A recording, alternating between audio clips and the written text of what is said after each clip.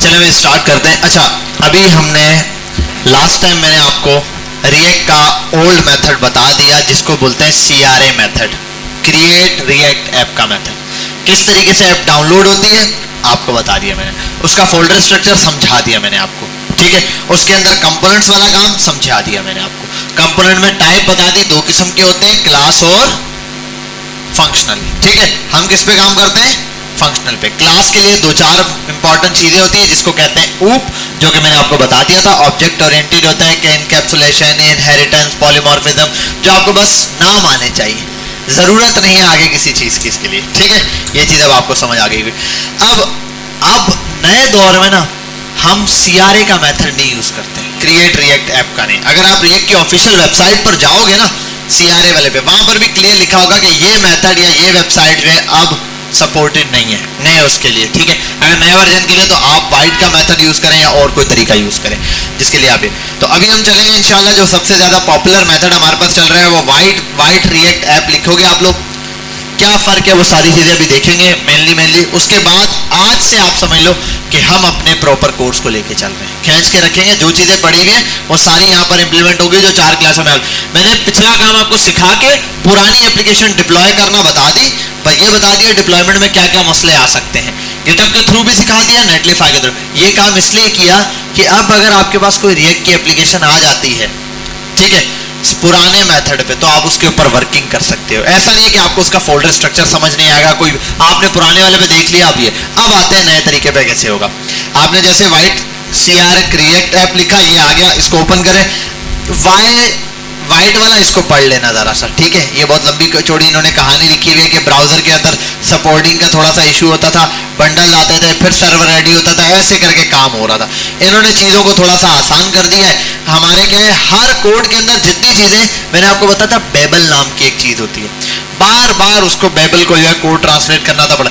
इसके लिए क्या हुआ कि वाइट आया ना, वाइट के अंदर कुछ ऐसी चीजें हैं जो ब्राउजर को प्री डिफाइन करके दे देती हैं, कि ब्राउजर के अंदर ही पहले से ये चीज फिट इन बैठ जाती है, कि ब्राउजर को पता होता है ये कोड अगर आ रहा है जावास्क्रिप्ट में या रिएक्ट में ऐसे लिखा है, ब्राउजर खुद समझ जाता है कि HTML में कैसे होगा। समझ गए बात? तो JS के कोड को ब्राउजर खुद कन्वर्ट करने, और इससे क्या है कि फास्ट काम शुरू हो जाता है, क्योंकि ब्राउजर खुद भी समझदार है, ठीक है। जैसे दो बंदे हैं, मैं किसी काम की फुल नॉलेज जानता हूं, इसको सिर्फ ये पता है मैं जो चीज कर दे रहा हूं वो पास करता जाए। अब वो जिस तरीके से उसको प्रोसेस करेगा, हो सकता है इसकी प्रोसेसिंग थोड़ी स्लो हो जाए, क्योंकि उसको पता नहीं है एग्जैक्टली क्या है, क्या प्रोसीजर, क्योंकि उसको उस काम की अहमियत नहीं है कि भाई अगर मैं 1 मिनट लेट रखूंगा या थोड़ी देर ये होगा तो क्या मसला होगा। लेकिन अगर मैं ये काम इसको भी बता दूं, नॉलेज दे दूं कि यार ये इस तरीके से होगा, अब क्या होगा, दोनों मिलके काम करेंगे तो ये भी फास्ट दिखाएगा, प्रोसेस फास्ट करेगा। तो ब्राउजर के अंदर भी उसकी तरह से एक नॉलेज आ गई है, उसके अंदर कुछ फाइल्स ऐसी जो क्रिएट करते हैं। आप आओ गेटिंग स्टार्टिंग पे, बहुत लंबा तरीका इसने बताया हुआ है, अलग अलग तरीके से, NPM से, यार्ड से, फलाने से। ये हमारा एक टॉपिक है, इसके ऊपर हम बात करेंगे क्या है। अभी तो ये करना है, मेन चीज ये रही, ये जो दिया हुआ है ये वो उसके टर्मिनल के लिए। हमारे पास लिनक्स वगैरह के टर्मिनल पे आप डॉलर लगा के करते हैं, आप सिर्फ ये उठा दें npm create white @latest, ये इसने व्यू दिया है। आगे रिएक्ट जो आपको चाहिए आप वो कर सकते हो। मैं ये काम नहीं कर रहा, मैं आसान तरीका बताता हूँ आपको। आप आ जाए यहाँ पर, और ये मैंने वैसे डाउनलोड कर दिया, इसको कुछ भी दे देता हूँ नाम उल्टा सीधा, ठीक है जी। जनरेटर चलाना है तो चला लें, अभी ये बंद तो नहीं होगा ना, सोलर लाइट चली गई है, चले फिर बेशक चला दें जनरेटर, ताकि ये बंद ना हो। बस ये देख लेना ये बंद ना हो, क्लास ना जाया हो हमारी। ये फोल्डर पर आते हैं, मैं कर देता हूँ वाइट ऐप, ठीक है।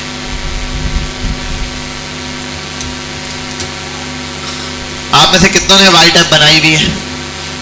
ठीक है, गुड है।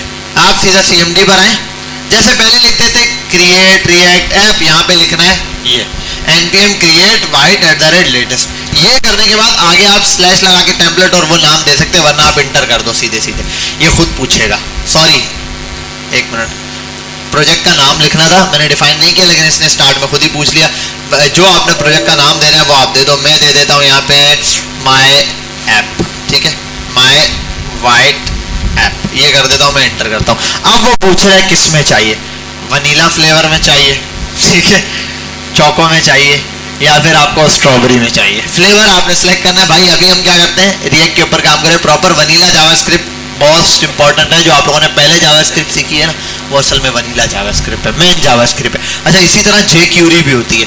एक लेक्चर में थोड़ा सा जब हम रिएक्ट एंड करने लगेंगे ना, फिर मैं आपको दूंगा जिसके ऊपर मैं आपको बताऊंगा Vue.js, AngularJS, इसी के साथ वनीला जावास्क्रिप्ट और हमारे पास एक वो jQuery, इनमें डिफरेंस क्या है, इनके अंदर क्या क्या है। ये एक डिफरेंस जब आपको समझ आएगा ना, अच्छा ये ऐसे ऐसे आपके ध्यान में पूरी जावास्क्रिप्ट है, सब जावास्क्रिप्ट ये सारी की सारी, लेकिन थोड़ा थोड़ा डिफरेंस है। जहाँ डिफरेंस है ना वो चीज़ बता दूंगा आपको, गेम समझ आ जाएगा कि ये कैसे काम करे। अभी हम आते हैं सीधा रिएक्ट के ऊपर, कोई नई पंचायत नहीं। रिएक्ट पर आए, किस पे बोल रहे हैं, टाइप स्क्रिप्ट लिखनी है या जावास्क्रिप्ट, वट जो आप लिखना चाहो। मैं बोल रहा हूँ जावास्क्रिप्ट लिख देता हूँ सिंपल, ठीक है। ये आगे उसने बोल दिया, क्या करो, हो गया, फोल्डर शोल्डर बन गया, देखो ऐप तैयार हो गई, कितनी जल्दी ऐप बन गई है, ऐप तैयार होकर आ गई है, ऐसा ही। लेकिन ऐप में क्या मिसिंग है, मॉड्यूल्स मिसिंग है। वो क्या कह रहा है, आप npm इंस्टॉल करो, नोड मॉड्यूल आ जाएंगे, क्योंकि नोड मॉड्यूल के लिए क्या चाहिए होती है, पैकेज जेसन। तो पैकेज जेसन यहाँ पर मौजूद है, पैकेज जेसन है तो npm इंस्टॉल करेंगे, हो जाएगा, हमें पैकेज जेसन मिल गया। अब यहाँ आओ और आगे बोले npm रन dev कर देना। अच्छा, npm इंस्टॉल करना है कैसे, उससे पहले cd लिखा है। cd का मतलब हम बाहर वाले फोल्डर में थे, इस फोल्डर में आने के लिए मैं डायरेक्ट cmd बंद कर देता हूँ ना, यहाँ आ जाता हूँ, यहीं आगे cmd ओपन करता हूँ आपके सामने। अब मैं करता हूँ अगला स्टेप, वो क्या है, npm को बोलता हूँ इंस्टॉल कर दो आप, ठीक है। सिर्फ npm इंस्टॉल लिख दो या npm आई लिख दो, एक ही बात है। अब क्या करेगा, पैकेज जेसन देखकर ये काम शुरू कर देगा, ठीक है। अब बोलोगे सर ये तो वही चीज है जो आपने पहले बताया था, पैकेज जेसन की फाइल खाली मिल जाए काम हो जाएगा। इसके पैकेज जेसन में थोड़ा सा डिफरेंस है, वो क्या है, आओ इधर, सॉरी इसके नोड मॉड्यूल आ जाए फिर बताता हूँ। मॉड्यूल आया नहीं है ना, ये रहा। इसके मॉड्यूल में जब जाता हूं तो एक फाइल आपको मिलेगी, कहां गई, आई नहीं अभी तक, ये रही, वाइट के नाम से, और अलग से भी वाइट से बिल्कुल प्रॉपर वे में आपको फाइल मिल जाएगी अभी जब पूरा इंस्टॉल हो जाएगा। तो इसमें एक मॉड्यूल अलग से वाइट के नाम से इंस्टॉल है, ठीक है। इस मॉड्यूल में जो कि मॉड्यूल करके आया है उसकी सारी डिटेल यहाँ लिखी हुई है, इसको बेटा तसल्ली से पढ़ लेना। Before ES modules were available in browsers, developers had no native mechanism for authorizing JavaScript in modularized fashion. This is why we are familiar with the concept of bundling, using tools that crawl, process and concatenate our resources module पूरा detail में दिया वैसे बहुत लंबा चौड़ा। Major बात मैंने आपको बता दी कि यार ब्राउजर के सपोर्टिंग की बात चल रही है। अब इससे क्या है, इसके आने से क्या होगा कि सर्वर को जो स्लो डाउन प्रोसेसिंग थी ना, बंडल्स बन के वो काम आसान हो गया। डायरेक्ट पहले से चीजें रेडी करें, क्योंकि सर्वर खुद भी ट्रेन हुआ हुआ है बेबल वाले काम पे, सर्वर को भी पता है यार किस तरीके से मैंने काम करना है। तो सर्वर यानी कि ब्राउजर से होते हुए गुजरेगा, तो ये सारा काम उसको पता है, प्रोसीजर ये आ गया। अब ये भी हो गया। अच्छा, ये सारी चीजें जो मैं लिख रहा हूँ सर, ये कमांड याद करने की कुछ जरूरत नहीं है, इसकी कमांड में लिखा हुआ है, गेटिंग स्टार्टेड में दिया हुआ है। ये देखो npm, ये किया, ऐप का नाम दे दो, जो भी है वो व्यू इश्यू दे रहा है, आप सीधा एक ही लाइन में लिख सकते हो। ये देखो अब ये बता दिया, ये सारी होंगी, इनमें से जो चाहिए आपको, इनकी डिटेल भी अलग अलग दी हुई। फिर क्या करना है, इंस्टॉल करना है, cd प्रोजेक्ट में जाओ, npm इंस्टॉल करो, रन dev कर दो, बस चल गया प्रोजेक्ट। नोड मॉड्यूल हो गया इंस्टॉल, इससे पूछो जरा, मॉड्यूल हो गए सक्सेसफुल। cls करो, यहाँ आप कर दो npm रन dev। ये कमांड किस लिए चलेगी, npm स्टार्ट की जगह आप चलेगा npm रन dev। आप ये करोगे, यहाँ पर आ जाएगा एंटर। और इसमें क्या हुआ, पहली चीज जो देखने को मिली हमारे पास, लोकल होस्ट में ये नंबर चेंज है। ये किसी का फेवरेट नंबर होगा तो उसने खुद रख दिया है, बहरहाल आपने ये चलाया, आपके पास वाइट प्लस रिएक्ट, थोड़ा सा काम चेंज हो गया, समझ गए। ये आपकी एप्लीकेशन चल गई वाइट प्लस रिएक्ट के साथ, कोई प्रॉब्लम, इजी हो गया। बस ये सिंपल फर्क है इसके अंदर। अब आ जाओ जरा फाइल स्ट्रक्चर पर भाई, इसको यार चलो यार चलने दो, इतनी सारी फाइल है ना मुझे चुभती हैं। ये वाइट की थोड़ी सी कॉन्फ़िगरेशन वाली फाइल है।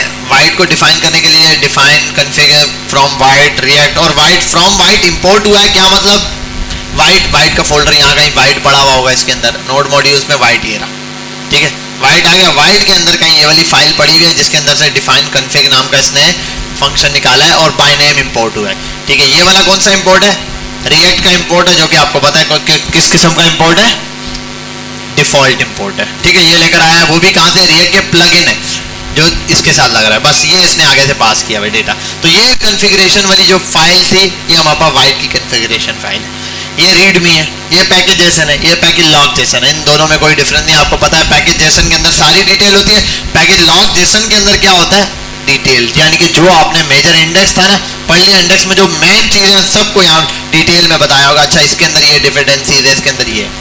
आगे आ जाओ, इंडेक्स डॉट एचटीएमएल दिया है यहाँ पे, ठीक है। ये यहाँ पर बाहर निकाल के इन्होंने ये सामने रख दिया। दूसरे नंबर पर आते हैं, एसआरसी आ गया एक मेरे पास, ये आ गया। इसके अंदर app.js दिया, इसके अंदर आ जाओ, पब्लिक में वाइट दिया हुआ है। इसमें क्या फर्क है, index.html यहाँ दिया हुआ है। दूसरे नंबर पे इंडेक्स डॉट वो कहाँ गया, सोर्स आ गया man.jsx, वो जो था ना man.index.js, उसकी जगह यहाँ पर क्या है man डॉट, ये man.jsx वहां पर ये वाली वो वाली काम करिए। देखो फाइल में कोई फर्क दिख रहा है, कुछ भी नहीं है। रिएक्ट के अंदर से स्ट्रिक्ट मोड निकाला है, ये रहा स्ट्रिक्ट मोड आ गया, ठीक है। बाकी क्रिएट रूट निकाला है, क्रिएट रूट डायरेक्ट निकाल दिया, ठीक है। अच्छा, एक और चीज है फर्क थोड़ा सा, यहाँ पर स्ट्रिक्ट मोड को डायरेक्ट मंगवाया है, वहां पर क्या मंगवाया था, रिएक्ट को मंगवाया था, रिएक्ट के अंदर से डॉट स्ट्रिक्ट मोड निकाला था। यहाँ पर क्या किया, क्रिएट रूट को डायरेक्ट बुलाया, वहां क्या था, रिएक्ट डॉम को बुलाया था, रिएक्ट डॉम के अंदर डॉट क्रिएट रूट वाला मेथड था, देन क्रिएट रूट को मंगवाया था। और फिर क्रिएट रूट मंगवाने के बाद जब उसको एक फोल्डर में सेव किया, डॉट रेंडर अलग लगाया था, यहाँ एक ही लाइन के अंदर ही है, तो कोड बहुत ज्यादा कंसाइज हो गया। उसके इंडेक्स के अंदर लंबा कोड था, बड़ा कोड था, डिटेल में था, ऑब्जेक्ट के अंदर, यहाँ जिसका काम था उसको डायरेक्ट बुलाया। तो ये आ गया आपका शॉर्टकट था। ये आगे चलते हैं, इंडेक्स पर आते हैं जरा। इंडेक्स में क्या है, HTML लिखी हुई है, सीधे सीधे ये लगाया हुआ है, रिएक्ट प्लस वाइट लिखा हुआ है, ये रहा रूट एलिमेंट दिया हुआ है, और यहाँ स्क्रिप्ट भी लगाई हुई है, यहाँ स्क्रिप्ट भी डिफाइन है। चलो आओ इसको कमेंट कर देते हैं। भाई तूते कितना गया, कोड उड़ गया। यहाँ वो वाला काम नहीं छोड़ा, यहाँ इन्होंने बाय वो जो मैनुअल कनेक्शन होता है ना, उस तरीके से जावास्क्रिप्ट को प्रॉपर कनेक्ट करके दिया है। वो इस वजह से ताकि आप जब चाहो रूट जैसा चाहो दे सको अपनी मर्जी से। उसके अंदर हम बाउंड हुए हुए थे कि यार अब हम यहाँ से बाहर कोई चीज़ बना नहीं सकते इसके अंदर। अब यहाँ आपकी मर्जी है, आप कहीं से भी रूट कनेक्ट कर सकते हो। तो मैन रूट आपके हाथ में, आपके कंट्रोल के अंदर है। और मैन फाइल के लिए शर्त भी नहीं है .js होना चाहिए, चाहे JSX भी हो।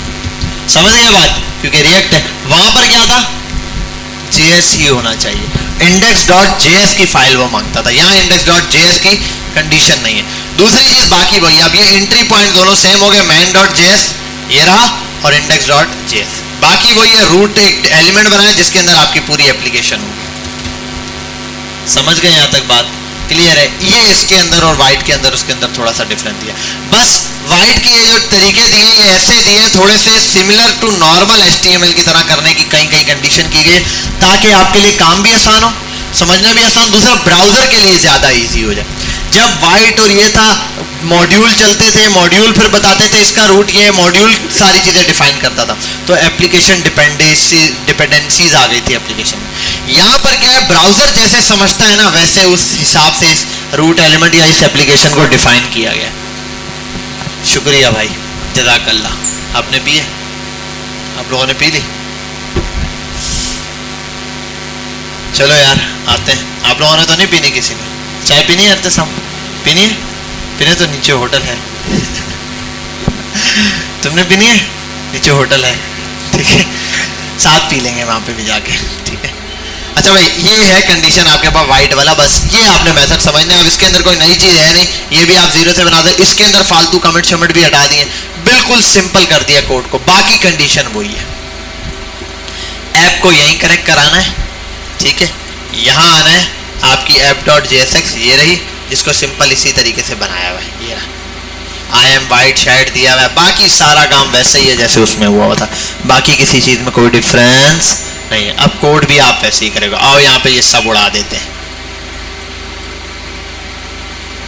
इन्हें सारियां दे दिया छुट्टी। चल भाई मेरा भाई, छुट्टी हो गई। ये यूज स्टेट लगाई हुई है पहले से, हाँ इसने उड़ा दो। ये यूज स्टेट होती क्या है, ये अभी तो अभी सीखा ही नहीं हम लोगों ने, ये भी उड़ा दो। जो चीज़ नहीं यूज़ की है वो हटा दो, बस आगे ये हो गया। और app.css समझाने की ज़रूरत है ही नहीं, तो ऐसे ही मिटा दो। और अच्छा, app.css आ गई, इंपोर्ट की हुई है मैंने, के app.css को रहने दो। man डॉट और index.css, index.css कहाँ लगाई हुई है, man.css के अंदर। अच्छा नाम index dot C S S यहाँ दिया हुआ है, वहाँ मैन दिया हुआ था, बस नाम चेंज कर सकते हैं आप, कोई फर्क नहीं पड़ेगा, चलेगी। ठीक है, ये आ गया। अच्छा क्यों, क्योंकि इसको क्यों इस तरीके से बनाया, इसको इसलिए इस तरीके से बनाया कि भाई ब्राउजर के लिए main file index dot HTML होती है, बाकी किसी भी फाइल को आप कुछ भी नाम दो उसको फर्क नहीं पड़ता। इस वजह से इन लोगों ने इसको इंडेक्स डॉट एचटीएमएल दिया, बाकी सबको ये, और इसको बिल्कुल बाहर निकाल के रखा हुआ गया यार, ये हमारी मेन फाइल है जो सारे फोल्डर स्ट्रक्चर्स को चला सकती है। पिछली बार याद है मैंने एक मसला बताया था, जब पब्लिक के अंदर होते थे बेटा, एक बड़ा मसला है यहाँ पब्लिक में, आप लोग पूछा था क्या, मैंने कहा देखो पब्लिक से बाहर निकलना पड़ता है इंडेक्स की फाइल के अंदर आने के लिए, स्लैश स्लैश। यहाँ क्या होगा कि इंडेक्स की फाइल ही डायरेक्ट बाहर देती है, यहाँ वो पंचायत ही नहीं है, मॉड्यूल के अंदर मॉड्यूल को डिफाइन हो, और मॉड्यूल भी पंचायत नहीं लगा रहा कि यार वो फाइल नहीं है HTML की पब्लिक के फोल्डर में, नहीं है तो बस चलेगा, इसको कोई फर्क नहीं पड़ता। अच्छा मैं कर देता हूँ कंट्रोल C और एग्जिट कर देते हैं यार, इसको भी कर देते हैं बंद। यहाँ आते हैं, ये ओपन करते हैं और इसको कर देते हैं npm run dev, npm run dev यहाँ चलाते हैं, यहाँ आते हैं और ये आपके पास वाइट की एप्लीकेशन चल गई। क्लियर है यहाँ तक बात, कोई मसला, एनी प्रॉब्लम? ये आपके पास आ गया। अब इसमें कंपोनेंट बनाने भाई, एसेट्स इसने खुद दिया हुआ है, देखो एसेट्स सोर्स के अंदर एसेट्स के नाम से दिया हुआ है, जितने आपके पिक्चर्स वीडियोस या ऐसी कोई भी चीज़ें वो सारी की सारी आप एसेट्स में डाल दोगे, ये आपके एसेट्स हैं। यहाँ एक फोल्डर बनता है जिसको हम बोलते हैं, इसके अंदर नहीं सॉरी इसके अंदर बनता है जिसको आप बोलते हो कंपोनेंट्स, ये कंपोनेंट। एक एसआरसी के अंदर दो बड़े फोल्डर हैं, एक एसेट्स है और एक कंपोनेंट्स है। तो इसके अलावा आगे जाके कुछ और बनेंगे, हुक्स बनेगा, एक दो और स्टोर बनेंगे, वो जब बनाएंगे तब हम देखेंगे। अभी मेजर ही है और नाम भी यही होते हैं। कंपोनेंट्स में क्या होगा, छोटे छोटे कंपोनेंट हो गए। जैसे मैं एग्जांपल के तौर पे यहाँ आता हूँ, बनाता हूँ navbar.jsx, ये RAFC एंटर किया, एरो फंक्शन से बन गया, सब कुछ इंपोर्ट हो गया। यहाँ आओ, इसी को करते हैं nav navbar टैब स्लैश लगाया, ये करने के बाद और ये बंद कर दिया, चलो भाई navbar, ठीक है, परफेक्ट हो गया। अच्छा ये इसने मेरे ख्याल है CSS में कुछ ना कुछ दिया हुआ है, ब्लेंडर मारा हुआ है इसके अंदर, क्या हुआ, हाँ index.css की फाइल में दिया, यहाँ पे नहीं, ये रहा, इसके अंदर दिया हुआ है हाइट और विड्थ वगैरह दी हुई होगी, लाइन हाइट और समथिंग दिया हुआ है, तो उड़ा दो यार इसको भी, खाली कर दो, तुम क्या करना है, ठीक है, सब कुछ सिंपल हो गया गरीबों जैसा, ठीक है। बाकी बूटस्ट्रैप कनेक्ट करनी है वो भी वैसे कर लोगे आप लोग, ठीक है। दूसरा तरीका बूटस्ट्रैप की, आगे हमारी CSS की क्लास है बूटस्ट्रैप कनेक्शन की, आप समझ लो मटेरियल UI की, तो वो चीज़ हम देख लेंगे। अच्छा ये भी हो गया क्लियर, तो ये हमने कर लिया इसके साथ navbar अटैच। ऐसे जितने कंपोनेंट्स हैं 1 बाय 1 आप लाइन से अटैच करते जाओगे, वो उस तरीके से वर्किंग कर लेंगे। यहाँ तक बेटा कोई कन्फ्यूजन है पहले तो ये बता दो तरीका। अब आओ यहाँ पर एक और चीज़ ट्राई करते हैं, वो क्या है, navbar तो लग गया, यहाँ लगा के देखते हैं navbar के अंदर प्रॉप्स में कोई डेटा भेजते हैं। मैं बिलफर्ड बोलता हूँ टाइटल बराबर है, टाइटल बराबर था किसके, हेलो के, टाइटल यहाँ से भेजा, इधर आओ यहाँ कर दो प्रॉप्स, ठीक है, और यहाँ आने के बाद आप कर दो ये दिस डॉट प्रॉप्स की जगह हम कर देते हैं props dot TITLE title, let's see, hello आ गया, ठीक है। मतलब यहां से मैं डेटा कहां भेज रहा हूं, इधर से डेटा भेज रहा हूं, मैन एप्लीकेशन से डेटा भेज रहा हूं चाइल्ड के अंदर, ये है प्रॉप्स का कॉन्सेप्ट। अब आप ऑब्जेक्ट भी भेज सकते हो, बड़ी बड़ी चीजें भी भेज सकते हो, व्हाटएवर कोई भी चीज हो यहाँ पर आप इससे सिंपली भेज सकते हो। बेटा यहाँ तक बात किस को समझ आ गई, क्लियर है ना, कोई मसला नहीं, ये सिंपल है। ये प्रॉप्स भी बताया है मैंने। अच्छा प्रॉप्स बता दिया मैंने आपको, एक और चीज समझते हैं थोड़ा सा आगे आके।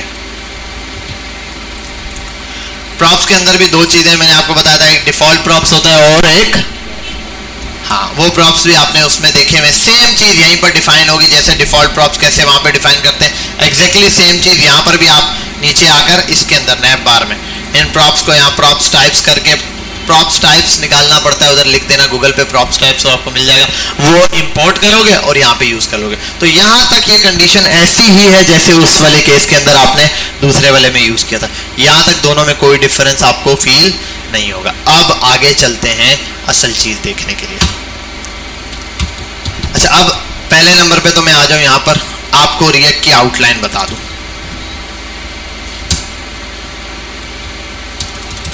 रिएक्ट में हम पढ़ेंगे क्या? हम रिएक्ट में रिएक्ट पढ़ने वाले हैं पूरी, ठीक है। कैसे होता है REACT रिएक्ट, तो हम ये पढ़ेंगे, ये आपकी आउटलाइन हो गई, ठीक है। हाउ इसको पढ़ते हैं।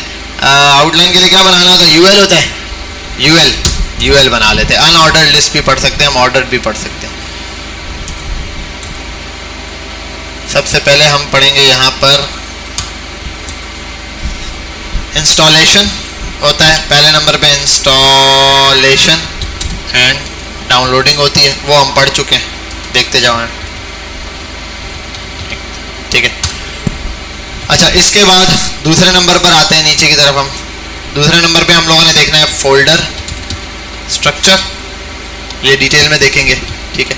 इसके बाद तीसरे नंबर पर आते हैं हम लोग, हमने देखना है कंपोनेंट्स, ठीक है। कंपोनेंट्स दोनों टाइप्स जो होती है कंपोनेंट्स के वो देखना है, ठीक है।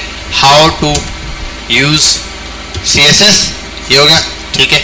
उसके बाद CSS कैसे इस्तेमाल होती है, हाउ टू यूज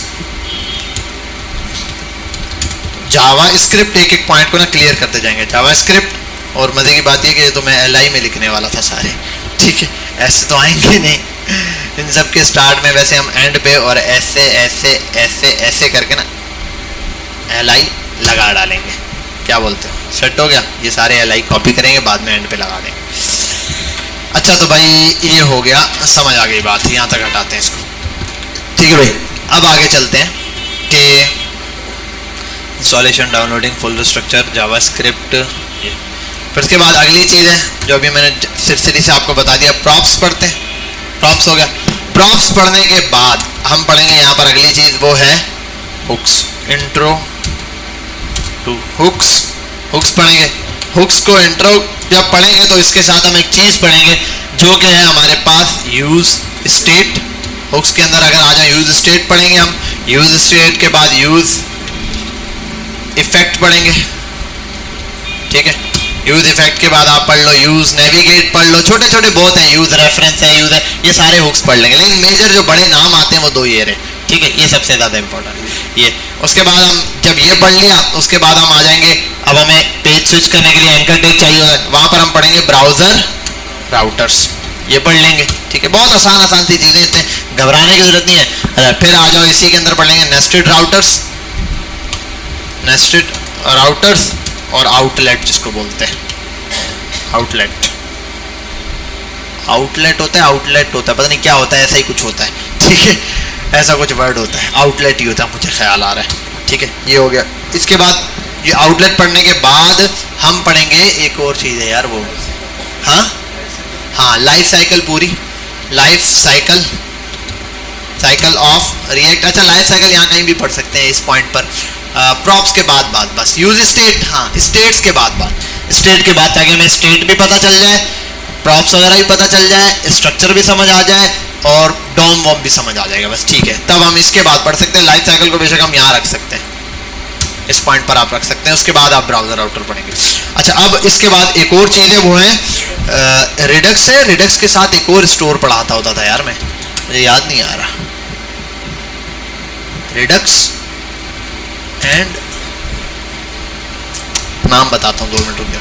रिडक्स पढ़ेंगे, फिर पढ़ेंगे एक्सियोस, जो कि है API इंटीग्रेशन, ठीक है, API इंटीग्रेशन, जिसमें हम सारे पढ़ेंगे गेट, जिसमें हम गेट और क्या होता है पोस्ट, अपडेट, डिलीट, सारे मेथड पढ़ लेंगे, ठीक है भाई। यहाँ से ये वाले चारों के चारों मेथड API इंटीग्रेशन, तो यहाँ तक आप मेजर रिएक्ट पढ़ चुके होंगे। फिर अगर इसके अंदर छोटी मोटी चीज़ें ऐड करवा दूँ तो हो सकता है रिएक्ट की मटेरियल UI देख सकते हैं हम लोग, ये कैसे काम करती है। रिएक्ट की बूटस्ट्रैप देख सकते हैं, वो कुछ है नहीं नई चीज़, बस बूटस्ट्रैप खाली इंस्टॉल करना है, ठीक है। इस टाइप की एक्सटर्नल चीज़ें, अगर कोई और चीज़ भी ध्यान में आगे तो कर दूंगा। इधर एक चीज़ याद आ रही है, रिडक्स एंड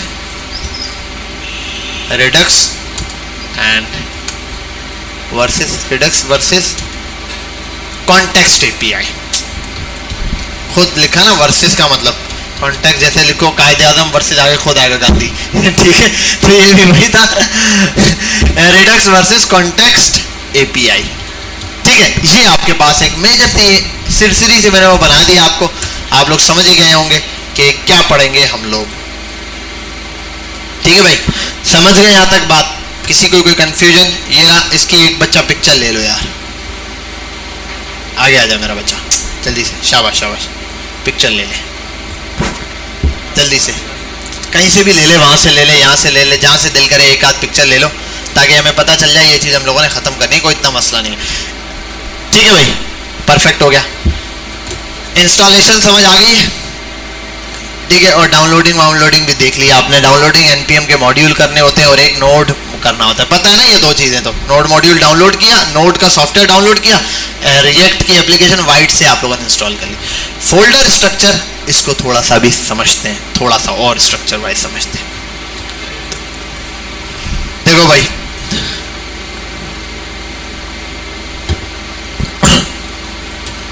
असल में इन एप्लीकेशंस में होता क्या है, होता यह है कि यार जब आप नॉर्मल एप्लीकेशन चलाते हैं ना, तो वो क्या करती है, HTML वगैरह की एंट्री पॉइंट होता है सिर्फ HTML डायरेक्ट चल जाता है। ठीक है, तो आप HTML ब्राउजर को सपोर्ट करवा देते हैं। यहां पर होता क्या है, मसला पता है सबसे बड़ा क्या है? मसला सबसे बड़ा ये है कि ज्यादातर ना आजकल चीजें हमारे पास चल रही हैं डायनामिक। कैसी चल रही है? डायनामिक चीजों से मुराद ऐसा है कि भाई हर चीज हर स्टेप पे चेंज हो रही है और यूजर इतनी आसानी से चेंज कर पाए, एक ये चीज है। दूसरी चीज ये है कि इतनी स्याही चेंजिंग के साथ हम एक चीज बचाना चाहते हैं, जो कि है टाइम। क्या बचाना चाहते हैं? टाइम। और टाइम बचाने के लिए मोस्ट इंपॉर्टेंट चीज है कि पेज रीलोड नहीं हो। पेज रीलोड ना हो, ये काम मैंने आपको HTML और CSS और जावास्क्रिप्ट पे सिखाया है। साइन अप साइन इन का पेज याद है? साइन अप का पेज बनाया था और मैंने कहा क्लिक करो पेज चेंज हो जाए, बस आप टेक्स्ट चेंज करते थे, बटन चेंज, फील्ड चेंज, कुछ को वो जावास्क्रिप्ट से सिलेक्ट करके हाइड कर देते थे, किसी को शो करवा देते थे। ये था नॉर्मल। तो यही तरीका ये जो रिएक्ट है या एंगुलर जैसा, यही तरीका यूज करते हैं, कुछ भी नहीं करते। लेकिन अब ये भी पागल हो गए थे, बार बार लिख के डॉक्यूमेंट डॉट एक एलिमेंट, एक इनपुट फील्ड बनानी है, उसके लिए लिख के डॉक्यूमेंट डॉट क्रिएट एलिमेंट और इनपुट, उसके बाद उसी को एक फोल्डर में डाला, डॉक्यूमेंट डॉट इसकी वैल्यू ये, इसका ये बहुत लंबा, हर चीज में डॉक्यूमेंट, फिर क्रिएट एलिमेंट बनाओ और append child, create element append child. पागल हो गए थे। रिएक्ट ने आके क्या किया, रिप्लेस कर दिया क्रिएट एलिमेंट और अपेंड चाइल्ड को। बस असल में ये काम हुआ है और कुछ नई चीज नहीं है। अपेंड चाइल्ड और रिएक्ट एलिमेंट को डायरेक्ट उसने कहा जावास्क्रिप्ट के अंदर अगर एलिमेंट बनाना है ना, तो ये मत लिखो डॉक्यूमेंट डॉट क्रिएट एलिमेंट, सीधा लिखो H1 का टैग ओपन करो, खत्म बात। पीछे मैं खुद समझ जाऊंगा, आप H1 लिखोगे मैं खुद पीछे लिख दूंगा डॉक्यूमेंट डॉट। आप जब H1 लिखते हो पीछे लिखा हुआ यही आता है, पीछे लिखा हुआ है डॉक्यूमेंट डॉट क्रिएट एलिमेंट और उसको जाके एक डिव में डाला जाता है। वो डिव कौन सा है वो हमें पता है, वो हमारे पास ये रहा, ये इस डिव में डाला जाता है, ये रहा। और इसका सबूत मैं आपको अभी दे देता हूँ। मैं आता हूँ यहाँ, छोड़ो इस सब के लिए जान छुड़ाते हैं, मैं आपको ये चीज़ ना अभी प्रूफ करके देता हूँ। तुम लोग ऐसे मानोगे नहीं, प्रूफ करना ही पड़ेगा अब तो मुझे। ठीक है, आओ मैन डॉट JSX यही इंपोर्ट हो गया, मैन फाइल यही चल रही है। ठीक है, आओ इसको मारते हैं कमेंट। अब ये रही बिलफर, ये रही। अगर मैं इसमें लिख दूँ H1 या डायरेक्ट भी लिखो H1 लॉरेम 3 वर्ड आ गया। अब आओ देखो, हाँ भाई तो बताओ क्या चला या नहीं?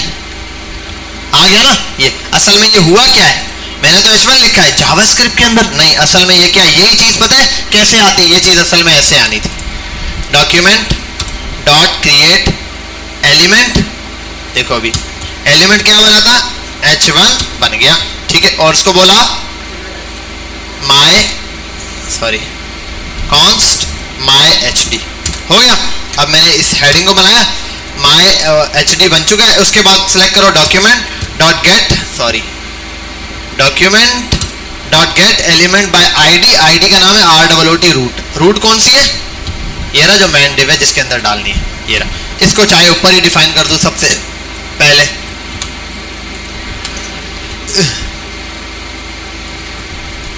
रूट डिव, मैं कहता हूँ कॉन्स्ट रूट डिव बराबर है ये रूट डिव आ गया। अब ये h1 है। अब मैं क्या कर रहा हूँ, बोल रहा हूँ रूट डिव के अंदर जो चीज बनेगी रूट डिव में आती जाएगी। Root div dot append child, और चाइल्ड ऐड कर लो। चाइल्ड कौन सा, माई एच डी को उसने ऐड कर लिया। और अगर इसके अंदर मुझे ये भी करना है, अपेंड चाइल्ड एक ये, और दूसरा ये काम करना है कि माई एच डी के अंदर माई एच डी बराबर है my H D dot inner text बराबर है, क्या लिखा था, LOREM लॉरेम और इप्सम। ये रहा, कॉपी कर लो इसको यहाँ से, ठीक है। आलम लॉरेम इप्सम हमने कॉपी कर दिया। चल मेरा भाई छुट्टी कर, ओके हो गया, वही लिखा हुआ आया। अब बताओ ये आसान था या फिर ये आसान था?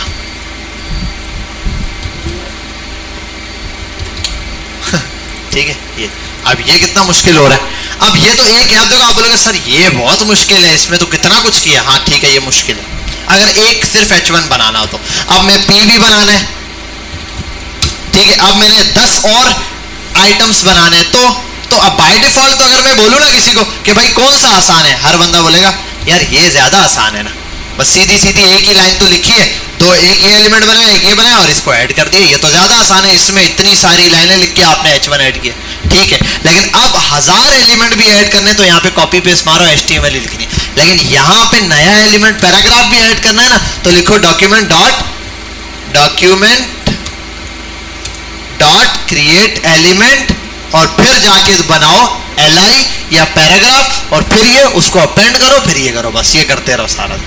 और बिल फर्ज अगर आपने ये बनाना पड़ गया आपको, एक डिव है, ठीक है, बड़ा सेक्शन, उसके अंदर एक कार्ड है, बन गया, उसके अंदर एक इमेज वाला सेक्शन है, बन गया, उसके अंदर एक सेक्शन है प्राइस वाला, बन गया, प्राइस के अंदर स्पैन के अंदर गैप दे के लिखना है।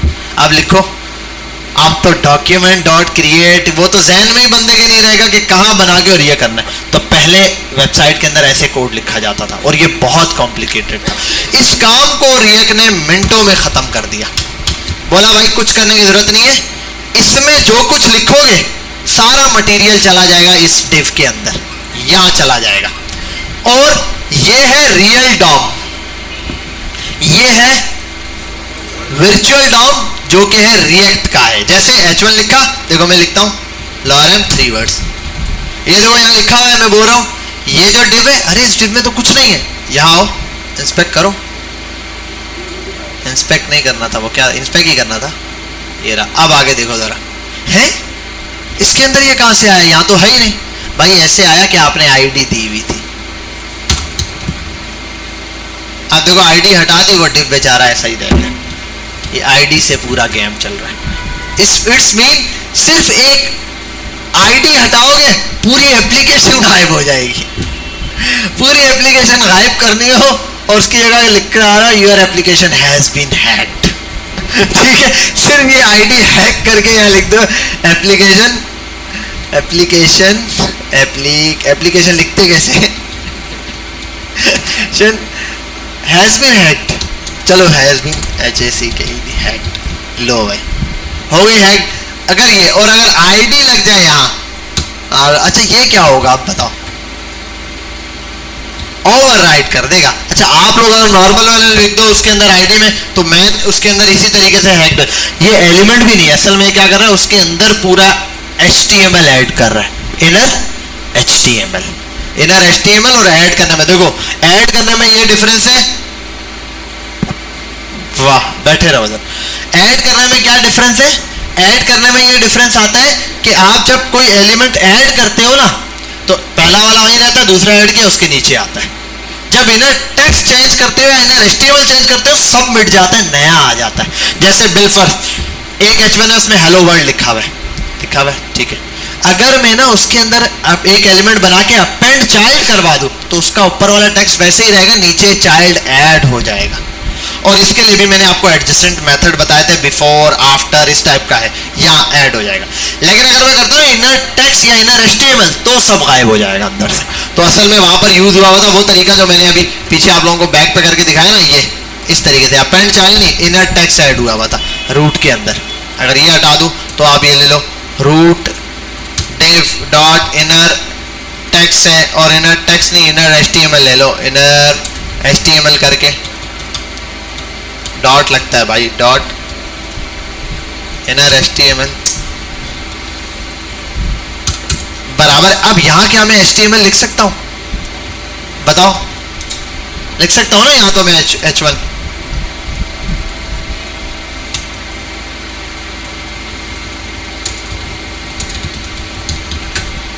आ गया?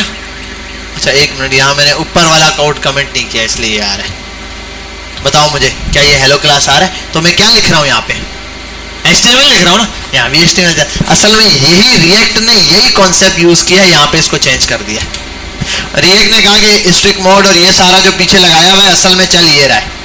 आप HTML, आप जो H1 ये लिखते हो ना, आप समझो इनर इसमें लिख रहे हो। अगर खाली टेक्स्ट लिखोगे तो एज इट इज शो होगा, और अगर H1 के अंदर लिखोगे तो टैग समझ के शो होगा। समझ गए यहां तक बात? किस किस को ये बात क्लियर हो गई?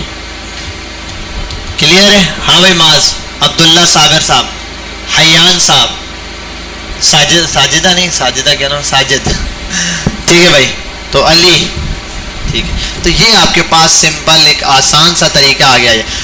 और रिएक्ट ने यही काम आसान नहीं किया, इसने सेकंड काम आपके लिए कंपोनेंट्स बनाकर आसान कर दिया। जब कंपोनेंट्स बनाए तो आपके लिए एक काम बहुत ज़्यादा आसान ये हो गया कि आपके जो कंपोनेंट्स थे वो रीयूजेबल थे, वो बार बार इस्तेमाल हो सकते थे। मतलब अगर आपने एक नैवबार बना दिया तो आपको 10 पेजों पर अगर वो नैवबार चाहिए तो पूरा नैवबार का कोड कॉपी करने की जरूरत है, सिर्फ कंपोनेंट का नाम पास कर दो। समझ लो, वेरिएबल का नाम पास कर दो, वो नाम पास कर दो, चल जाता है। जैसे कि पहले क्या होता था, अगर आपने होम पेज बनाया उसमें नैवबार बना दिया, अब अबाउट में भी वो नैवबार चाहिए, अब क्या करेंगे? कॉपी करते थे आप लोग, कॉपी करते थे, पेस्ट करते थे। वहां पर भी तरीका है, वहां पे भी रिजॉल्व हो सकता है, लेकिन वो मुश्किल तरीका है। आपको जावास्क्रिप्ट लिख के सब में कनेक्ट करानी पड़ेगी, सबके स्टार्ट में एक कंपोनेंट पूरा बना के पूरा नैवबार जावास्क्रिप्ट से तैयार करना पड़ेगा। और जावास्क्रिप्ट से नैवबार आप तैयार करोगे एक दफा, आपको पता है कितना लेंथी काम है, एक एक एलिमेंट क्रिएट करना, फिर उसकी रिस्पॉन्सिबिलिटी, वो रिस्पॉन्सिवनेस कंट्रोल करना बहुत मुश्किल हो जाए। तो इसलिए हम लोगों ने ये यूज किया हुआ है। ये आ गया आपके पास ऐप, बस ऐप लगाया, ये आ गया हमारे पास। जर्नल चीज थी, ये रहा, हमने समझ लिया। बाकी इसमें आपको पता है मॉड्यूल्स इंस्टॉल होते हैं। जितनी भी चीजें आप इंपोर्ट एक्सपोर्ट इंपोर्ट करके यूज कर रहे होगे, या तो वो आपने खुद बनाई है जिसको आप इस्तेमाल कर रहे हो, या फिर वो नोड मॉड्यूल्स में मौजूद है। अगर कोई ऐसी चीज जैसे ब्राउजर राउटर मुझे यूज करना है, एक्सियोस मुझे इस्तेमाल करना है, तो एक्सियोस इस नोड मॉड्यूल में है ही नहीं, तो मैं इस्तेमाल नहीं कर सकता। उसके लिए मुझे इसको क्या करना पड़ेगा? थर्ड पार्टी वेबसाइट है जिसको यहाँ पर लाना पड़ेगा और ऐड करवाना पड़ेगा। जब मैं थर्ड पार्टी सॉफ्टवेयर लाऊंगा, इंस्टॉल करूंगा इस एप्लीकेशन में, नोड मॉड्यूल में वो आ जाएंगे, उसके बाद मैं इसको इस्तेमाल कर सकता हूँ। और इंस्टॉल हुए या नहीं, उसकी जो नॉलेज है वो यहाँ पर आ रही होगी। यहाँ ऐड पे ऐड होते जाएंगे। जैसे एग्जांपल दूँ, अगर मैं एक्सियोस ऐड करके दिखा दूँ आपको, खाली यहाँ पर देखो, ये खाली है पैकेज जेसन की फाइल, पैकेज जेसन यहाँ देख ले बेटा, नोड मॉड्यूल में आया, मैं यहाँ ढूंढता हूँ एक्सियोस, ऐसे थे मिलने लगी नहीं कोई एक्सियोस का फोल्डर। वाइट पे जाओ, वाइट पहले वाला काली होती थी एप्लीकेशन, अब गोरी एप्लीकेशन आ गई है, वाइट है, ठीक है। अच्छा अब यहाँ आते हैं, हम क्या ढूंढ रहे थे? एक्सियोस ढूंढ रहे थे। क्यों ढूंढ रहे थे? बड़ा सा डब्ल्यू जिसके नीचे पैसे थे ठीक है, एक्सियोस है ही नहीं यार यहाँ पे। एक्सियोस तो हमें पता चलेगा एक्सियोस नहीं है। बहुत आसान है, आपने सिर्फ एक कमांड लिखनी है, इंस्टॉल हो जाएगा यूं। और कमांड आप गूगल वालों से जाके पूछ लो क्या कमांड है आप बोलो command to install Axios in React, खत्म बात। बस इसको ये कहना बाकी है, शर्म करो। npm इंस्टॉल रिएक्ट एक्सियोस, बस यहाँ आओ, ये ओपन करो और कर दो न्यू, कंट्रोल शिफ्ट और ये दबाओगे तो न्यू हो जाएगा, पुराना वाला अपनी जगह रहेगा। यहाँ शिफ्ट कर दो, और इसमें भी वर्जन है, मैं बताऊंगा कौन सा वर्जन अच्छा होता है। बाकी अभी एक्सियोस इंस्टॉल कर दो, हमने केड़ा अभी यूज करना है इसको। तो माशाल्लाह से आपने देखा ये इंस्टॉल हो गया, CLS कट किया, इसको डिलीट कर दो, शुभ किया। अब आते हैं यहाँ पे पैकेज जेसन पर आते हैं। जैसे ही आप, अब भाई तो आपने देखा एक्सियोस इंस्टॉल हो गया, रिएक्ट एक्सियोस 2.0.6 यहाँ पर शो हो गया कि भाई डिपेंडेंसीज में ये एक डिपेंडेंसीज है जिसके ऊपर डिपेंड कर रहा है और जो कि अभी इंस्टॉल हुआ है, ठीक है, ये आ गया। और दूसरा इसके अंदर आपको कहीं ना कहीं फोल्डर भी मिल जाएगा और ये जहां से यूज हुआ है वो भी दिख जाएगा। और वो चेक करना होगा किस फोल्डर में, वो अभी चेक कर लेते हैं। कैसे, मैं एक्सियोस को इंपोर्ट कर लेता हूँ। इंपोर्ट करूंगा तो फोल्डर का नाम पता चल जाएगा कहाँ पे अपन ने इसको यूज करा था। तो Axios import Axios, Axios provider थोड़ी होता है, रिएक्ट एक्सियोस होता है क्या यार। हटो, इधर आओ app.jsx में। यहाँ आके मैं थोड़ा सा एक्सियोस को इस्तेमाल करना ही भूल गया। एक्सियोस डॉट, आओ इसके पे, इस पे चल भाई। इंपोर्ट कैसे होता है, प्रोवाइडर रिक्वेस्ट, ये अच्छा सारी चीजें, सॉरी सही है ना, सब चीजें। गेट का मेथड चाहिए, जो चाहिए वहां से एक्सियोस से होगा। गेट वाला मेथड चाहिए मुझे, गेट ऊपर आ गया एक्सियोस से, ठीक है। अच्छा ये भी वाइट के अंदर चेंज किया है। पहले यहां पर होता था एक्सियोस इंपोर्ट, हम यहां लिखते थे एक्सियोस डॉट गेट, ठीक है। अब ये वो डायरेक्ट दे रहे हैं गेट वाले की जगह एक्सियोस। ये आ गया, ये कहां पर है, रिएक्ट एक्सियोस के नाम से फोल्डर इंस्टॉल हो गया। आओ वाइट ऐप पर आते हैं, मॉड्यूल पर आते हैं, रिएक्ट आर रिएक्ट एक्सियोस। ये है थर्ड पार्टी सॉफ्टवेयर जो इंस्टॉल कर लिया गया। इसको डिलीट मारोगे इंस्टॉलेशन खत्म, वो बोलेगा भाई नहीं है, निस्ता, ठीक है। और एक और बात, नोड मॉड्यूल अगर डिलीट मार दोगे तो ऑटोमेटिक पैकेज जेसन से भी इंफॉर्मेशन डिलीट नहीं होगी। पैकेज जेसन में तो पता चलता है आपने वन टाइम एक्सियोस इंस्टॉल किया, उसको पता चल गया ये एक्सियोस इसने इंस्टॉल किया, वह सॉफ्टवेयर में रखेगा। वो इसलिए कि बाद में आप जब कोड पुश करोगे वहां पर गिटहब पे, तो उसमें नोड मॉड्यूल्स जाते हैं नहीं जाते, तो अगला बंदा जब वो डाउनलोड करेगा तो उसको कैसे पता है एक्सियोस इंस्टॉल करना है, इंफॉर्मेशन पैकेज जेसन में होगी कि भाई एक्सियोस भी इंस्टॉल करना है। जब वो npm इंस्टॉल लिखेगा ना, अब देखो इस सॉफ्टवेयर के अंदर इस एप्लीकेशन में एक्सियोस नहीं था ना, अगर मैं इससे नोड मॉड्यूल डिलीट कर दूं और सिर्फ npm i लिखूंगा तो एक्सियोस भी इंस्टॉल हो जाएगा। क्यों, क्योंकि पैकेज जेसन में इसका भी नाम है। अगर आप सिर्फ नाम भी लिख देते ना खुद, यहाँ पर ये जो नाम दिया हुआ है, इसको क्या नाम दूं मैं, ये वाला नहीं, इंडेक्स के अंदर थोड़ी होता है, कहाँ होता है भाई बताओ जल्दी से। ये तो यहाँ जो नाम दिया है ना, ये आप सिर्फ डिपेंडेंसीज के नाम से ये बना के ऐसे ऐड कर दोगे ना ये, तब भी वो ऑटोमेटिक उसको इंस्टॉल कर लेगा जी।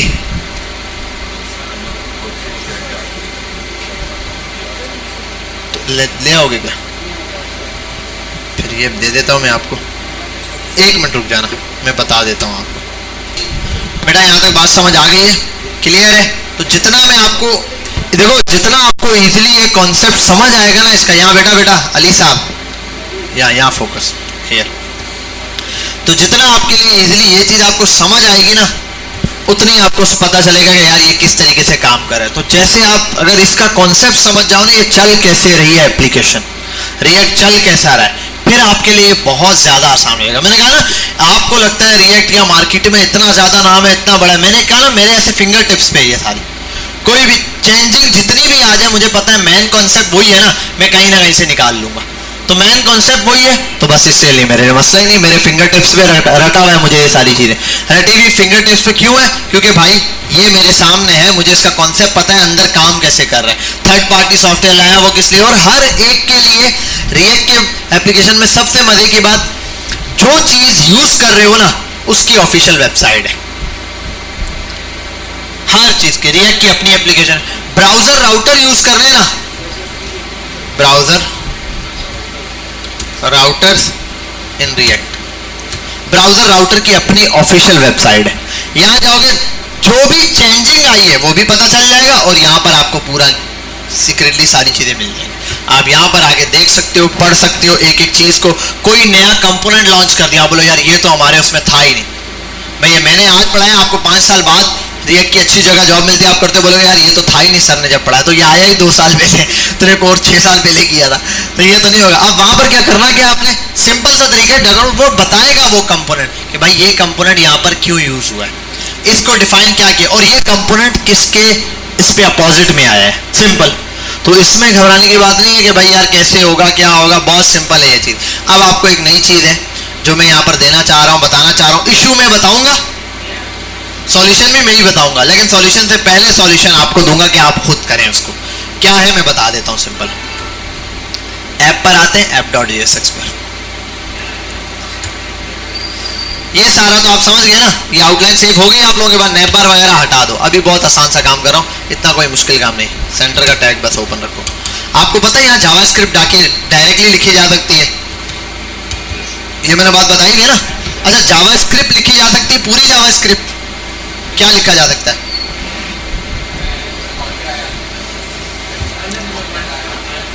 सिर्फ एक्सप्रेशंस डिफाइन हो सकते हैं, बस सिर्फ एक्सप्रेशन। अब वो क्या है डिटेल में बता दूंगा। सिर्फ ऐसी चीजें जिनका डायरेक्ट आउटपुट हो, कुछ डायरेक्ट आउटपुट हो। अब इफ एल्स के अंदर डायरेक्ट आउटपुट नहीं होता, पूरी कंडीशन वगैरह चल रही होती है, इस वजह से। इसलिए यहां पर क्या यूज करते हैं इफ एल्स की जगह?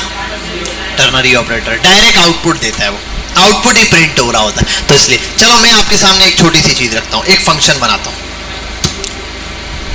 फंक्शन, और इस फंक्शन को नाम देता हूं इंक्रीमेंट। इंक्रीमेंट करेगा ये फंक्शन। क्या इंक्रीमेंट करेगा? लेट सी, लेट, या कॉन्स्ट से बना देते हैं, कॉन्स्ट ए, लेट बनाते हैं, छोड़ो, लेट ए बराबर है 1 के या 0 के ले लेते हैं, 0 के। और मैं यहां पर करूंगा ए को प्रिंट ए, कंट्रोल शिफ्ट टी। क्या आप सब ए को देख सकते हैं? गुड, इट्स मीन आपके आगे ठीक है। यहां बनाते हैं बटन, बटन पे लिखते हैं ऐड, ऐड करते हैं, ठीक है। और एक माइनस का भी बना देंगे यार। और एक और काम करते हैं ना,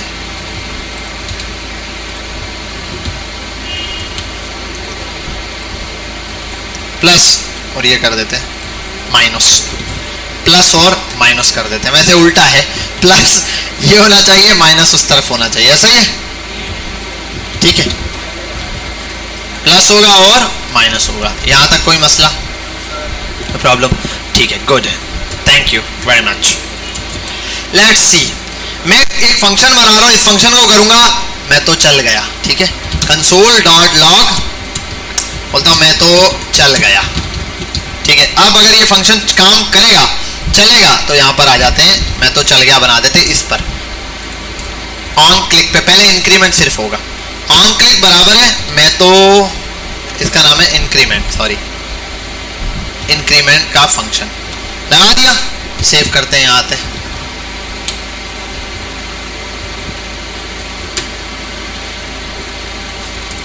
कंट्रोल शिफ्ट आई।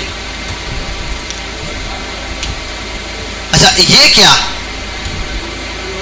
अरे चला कैसे? बटन पे रखा हुआ है। हाँ हाँ हाँ,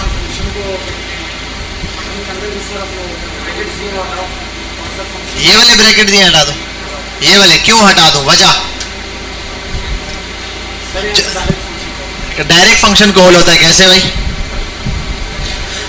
सही बताया तुमने, जवाब सही दिया, बस तुम्हें पता नहीं हुआ क्या है। मैं बताता हूँ क्या है। अच्छा मुझे बताओ, अगर मैं ये फंक्शन है, ये हिस्सा किसका है?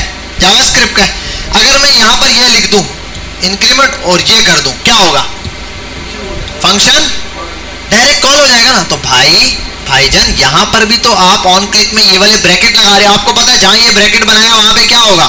जावास्क्रिप्ट लिख रहे हैं। जब जावास्क्रिप्ट लिख रहे हो तो जावास्क्रिप्ट में अगर आप फंक्शन को ऐसे लिखो तो फंक्शन चल जाएगा। जावास्क्रिप्ट में आप फंक्शन को डायरेक्ट लिखोगे तो चल जाएगा। तो यहाँ पर भी तो डायरेक्ट आपने लिखा, तो यहाँ पर जब ऑन क्लिक पे आप फंक्शन लिखते हो ना तो आप ये ब्रैकेट नहीं लगाते, ठीक है। अब इसके लिए भी आगे एक प्रॉब्लम है, वो मैं सॉल्यूशन दूंगा। सर आपने बात जबरदस्त की, ब्रैकेट नहीं लगाते। सर कभी पैरामीटर देना पड़ जाए, आर्ग्यूमेंट देना पड़ जाए, आर्ग्यूमेंट कैसे देंगे उसको इंशाल्लाह नेक्स्ट वीडियो में समझेंगे, ठीक है। बहरहाल पहले तो आसान काम करते ना, इंक्रीमेंट आ गया, ये रहा। अब देखते हैं, अब जाके देखते हैं क्या अब हमारा फंक्शन चला है? नहीं चला, फंक्शन नहीं चला। पहले जब मैंने ब्रैकेट लगाया था तो चल गया था, ब्रैकेट लगाऊंगा जैसे सेव किया फंक्शन ऑटो चल गया। मुझे ब्रैकेट नहीं लगाना। अब अगर मैं आऊं वो भी बताऊंगा, अभी तो सब्र करो। प्लस दबाऊंगा अब तो चल रहा है, फंक्शन वर्किंग कर रहा है। भाई फंक्शन ये नहीं करना था आपने, ये जो आप यहाँ ये कर रहे हो, आपको असल में किस लिए रखा था हमने, इंक्रीमेंट करना है, तो फंक्शन भी तो इंक्रीमेंट वाला बनाना पड़ेगा। चलो ए को यहाँ प्रिंट कराऊंगा, एक तो ये काम करूंगा, ए को प्रिंट करा के देखता हूँ पहले। अच्छा वो मैंने अभी तक लगाया हुआ है ब्रैकेट, सही, ओके। और ये पुराना कंसोल ना क्लियर भी करवा देता हूँ, कंसोल डॉट क्लियर, क्लियर हमेशा चल जाए, पहले क्लियर हो जाए उसके बाद ये देखो अभी सही, ओके। अब इंक्रीमेंट करना, इंक्रीमेंट होता कैसे ये तो बताओ, ए के साथ क्या करते हैं, प्लस प्लस कर देते, बस ओके हो जाएगा। वाओ बढ़ रहा है भाई, बात सुनो, यहां पर भी तो यही प्रिंट करवाया है, ये क्या हो रहा है, यहां तो एक 6, ए की वैल्यू 6 है, 6 प्रिंट हो रही है, तो भाईजान इसका क्या कसूर है, यहां पर भी तो यही प्रिंट करवाया हुआ है, यहां भी 6 ही प्रिंट हुआ था, यहां पर भी क्या प्रिंट कराया था, 6 ही प्रिंट किया था, लेकिन 6 प्रिंट हुआ नहीं, क्यों नहीं हुआ। अब ये कैसे प्रिंट होगा, सॉल्यूशन है यूज स्टेट, क्या है, यूज स्टेट सॉल्यूशन है। अभी के अभी सिस्टम खोलो, सेम चीज जो मैंने फंक्शन बनाया, एक बटन बनाओ इस तरीके से, और सेम चीज से फंक्शन बनाओ, ए को वैल्यू दो, रिएक्ट वाइट के अंदर, वाइट का प्रोजेक्ट डाउनलोड करके, वाइट का प्रोजेक्ट बहुत जल्दी डाउनलोड होता है, वो टाइम लगाता है, ये फटाफट हो जाता है। फिर उसके अंदर ऐसे ही ये वाला बटन बनाओ इंक्रीमेंट वाला, और उसके साथ सिर्फ इंक्रीमेंट का बना दो, अभी प्लस का, अभी इसको भी हटा दो, बेशक कमेंट कर दो इसको, सिर्फ प्लस का, और यहाँ इंक्रीमेंट होना चाहिए, कंसोल पे हो रहा है, इस पे क्यों नहीं हो रहा, उसका सॉल्यूशन है यूज स्टेट यूज करो, जहां से मर्जी करो, यूज स्टेट यूज करके क्लिक करने पे यहाँ पे भी 0 बढ़ना चाहिए। फिर मैं आके यही काम करके भी दिखाऊंगा और समझाऊंगा भी कि हुआ कैसे है। चलो शुरू हो जाओ, शाबाश कर बेटा। अच्छा भाई, अब यहां पर इशू क्या है जरा सा ये समझते हैं। जब आप ना रिएक्ट के ऊपर बेटा यहाँ फोकस कर लो, बस काम सब छोड़ दो, आप लोग यहाँ पर फोकस कर लो। देखो बेटा यहाँ कोई मसला क्या आ रहा है उसको समझना है पहले। देखो आप चुपचाप अगर इस ए को यहां से हटा दो, आप एक फंक्शन बनाओ, आप बोलो ए है ही नहीं, ए ये रहा, एक ए नाम का वेरिएबल है जिसकी वैल्यू 0 है, एक आपने इंक्रीमेंट बनाया है, फंक्शन बनाया इंक्रीमेंट वाला, और इसको मैं हटा देता हूँ फिलहाल कंसोल, और ये चीज़ है बस, आपने सेव किया। अब आप आ जाओ यहाँ पे, प्लस का बटन है ये रहा, कंट्रोल शिफ्ट आई। अब आप इस प्लस पे जब जब क्लिक करोगे 1 2 3 4 इजिली इंक्रीमेंट चल रहा है, आप बोलोगे मेरा फंक्शन प्रॉपर काम कर रहा है, ठीक है। कोई फंक्शन अगर आपने डायरेक्ट यहीं पर काम करना है और वहीं के वहीं उसको जावास्क्रिप्ट पे निपटा देना, ओके कोई मसला नहीं है, आपको कुछ यूज करने की जरूरत नहीं है, आप डायरेक्टली उसको यूज कर लो, समझ गए।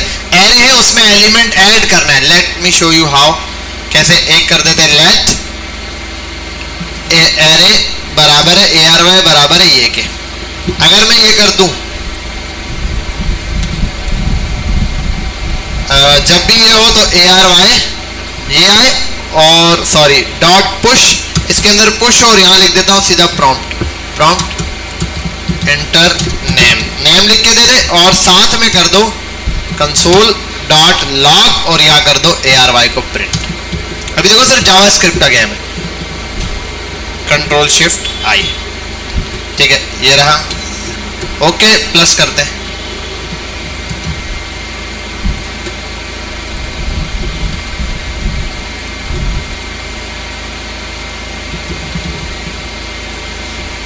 क्लियर है, कोई मसला, क्योंकि जावास्क्रिप्ट से काम शुरू हुआ, जावास्क्रिप्ट के ऊपर खत्म हो गया, तो कोई मसला ही नहीं है, आपको कोई किसी थर्ड पार्टी की जरूरत नहीं, आप डायरेक्टली इसको यहां पर यूज कर सकते हैं। लेकिन जहां आपने किसी चीज को चेंज किया, जैसे यहां एरे की वैल्यू को चेंज किया, या फिर ए की वैल्यू को चेंज किया, आपने ए की वैल्यू को आपने चेंज कर दिया, ठीक है, लेकिन अब फर्क यहां पर क्या आया, चेंज तो किया हो जाएगा, लेकिन आपने उसको प्रिंट करवा दिया कहां पर, डॉम पे। अब डॉम के अंदर प्रॉब्लम कर जाएगा, वो क्या कर जाएगा, हाँ। अब ये हो क्यों रहा है, हो इसलिए रहा है, असल में रिएक्ट के अंदर प्री डिफाइन एक फंक्शन होता है, बाय डिफॉल्ट एक फंक्शन होता है रिएक्ट के अंदर, जिसका नाम होता है वो एक minute sorry, watch drop function. क्या होता है?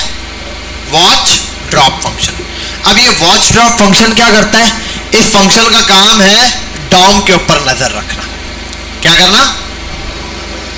डॉम के ऊपर नजर रखना और जितने एलिमेंट्स हैं उन पर अगर कोई भी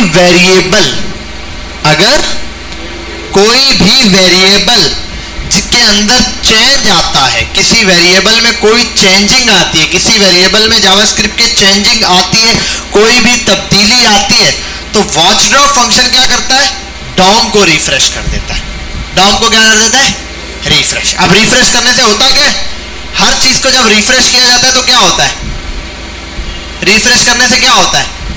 चीज रीलोड समझ लो, मतलब अपनी पुरानी स्टेज पर आ जाती। अब देखो हुआ क्या, आपने यहां भी किया, यहां पर भी। आओ इसमें ऐड करवाते हैं। प्लस किया, सॉरी ये प्लस किया, यहां पे डेटा चेंज हुआ, प्लस किया, यहां डेटा चेंज हुआ, यहां पर भी डेटा चेंज होना था। हुआ क्या? हुआ वॉच ड्रॉप फंक्शन आया, ए की वैल्यू 0 थी, ठीक है, उसने बोला 0 है। यहां आया प्लस हुआ, ठीक है। जैसे ही आपने प्लस पे चेंज किया, प्लस करने पर क्या हुआ? एक वेरिएबल में क्या हुआ? चेंजिंग आई। अगर चेंजिंग आई तो कौन चल जाएगा? एक फंक्शन चलेगा जिसको क्या कहते हैं? Watch drop function. Watch drop function बीच में चल गया। वो जब चला तो उसने क्या किया? सब चीजें जितने वेरिएबल है उनको पुरानी स्टेज पर ले आया। अब पुरानी स्टेज पर जब लाएगा तो ए की वैल्यू क्या थी? 0 थी, तो यहां पर क्या शो हो रहा है? 0 शो। इनिशियल वैल्यू दिखाएगा। डॉम पे हमेशा उसकी इनिशियल वैल्यू ले आएगा, जो इनिशियल वैल्यू थी डॉम के लिए। ये वॉच ड्रॉप फंक्शन का काम होता है, ठीक है। अब इस फंक्शन को कैसे बेवकूफ बनाया जाए? वॉच ड्रॉप फंक्शन सारे वेरिएबल्स को रिफ्रेश करता है सिवाय उन वेरिएबल्स के जो कि यूज स्टेट नाम के हुक से बनाए जाते हैं। वॉच ड्रॉप फंक्शन हर वेरिएबल के चेंज होने पे रिफ्रेश कर देगा डॉम को, सिवाय उन फंक्शन के जो कि यूज स्टेट, सिवाय उन वेरिएबल के जो कि यूज स्टेट का इस्तेमाल करके बनाए गए। रिपीट कर लूं बात, या समझ आ गई है? क्लियर आ गई? बस ठीक है। अब अगर मैं यही वेरिएबल यूज स्टेट का यूज करके बनाऊंगा और फिर इसको चेंजिंग लाऊंगा तो चल जाएगा, तो रिफ्रेश नहीं होगा। अब वो है क्या? बहुत आसान सी चीज है। मैं आगे आपको यूज स्टेट है क्या, एक हुक्स है। हुक्स क्या है? हुक के ऊपर पूरा टॉपिक बताऊंगा क्या यूज स्टेट बनाते कैसे हैं। बहुत आसान सा इसका तरीकेकार है, मुझे कुछ याद नहीं आ रहा। आप यहां जाके देखें। यूज स्टेट इन रिएक्ट और सिंटैक्स कर दो यार कुछ, ठीक है। अभी के अभी पढ़ेंगे state in function, state in. अच्छा एक और बात, एक और चीज मैं बता दूं, ये जो यूज स्टेट फंक्शन है ना, ये जो अभी हम काम करने जा रहे हैं, इसको कहते हैं स्टेट मैनेजमेंट। क्या कहते हैं? State management. यूज स्टेट के नाम से भी याद आ गया, यहाँ स्टेट में भी। ये क्या करता है? स्टेट फंक्शंस की जो स्टेट है उसको ट्रैक करने के लिए यूज किया जाता है। मतलब अगर किसी फंक्शन की क्या स्टेट है, जब अगर आप स्टेट चेंज होगी, मतलब एक वैल्यू चेंज हो गई, तो पेज यानी कि डॉम रिफ्रेश हो जाएगा। लेकिन अगर वो यूज स्टेट से बनाया गया तो यूज स्टेट उसको रिफ्रेश नहीं करेगा, बल्कि ट्रैक करता रहेगा अभी इसकी क्या वैल्यू है, अभी इसकी क्या वैल्यू है। समझ के बात? ये रहा। इसका सिंटैक्स होता है कुछ ऐसा, ठीक है। ये बनाया और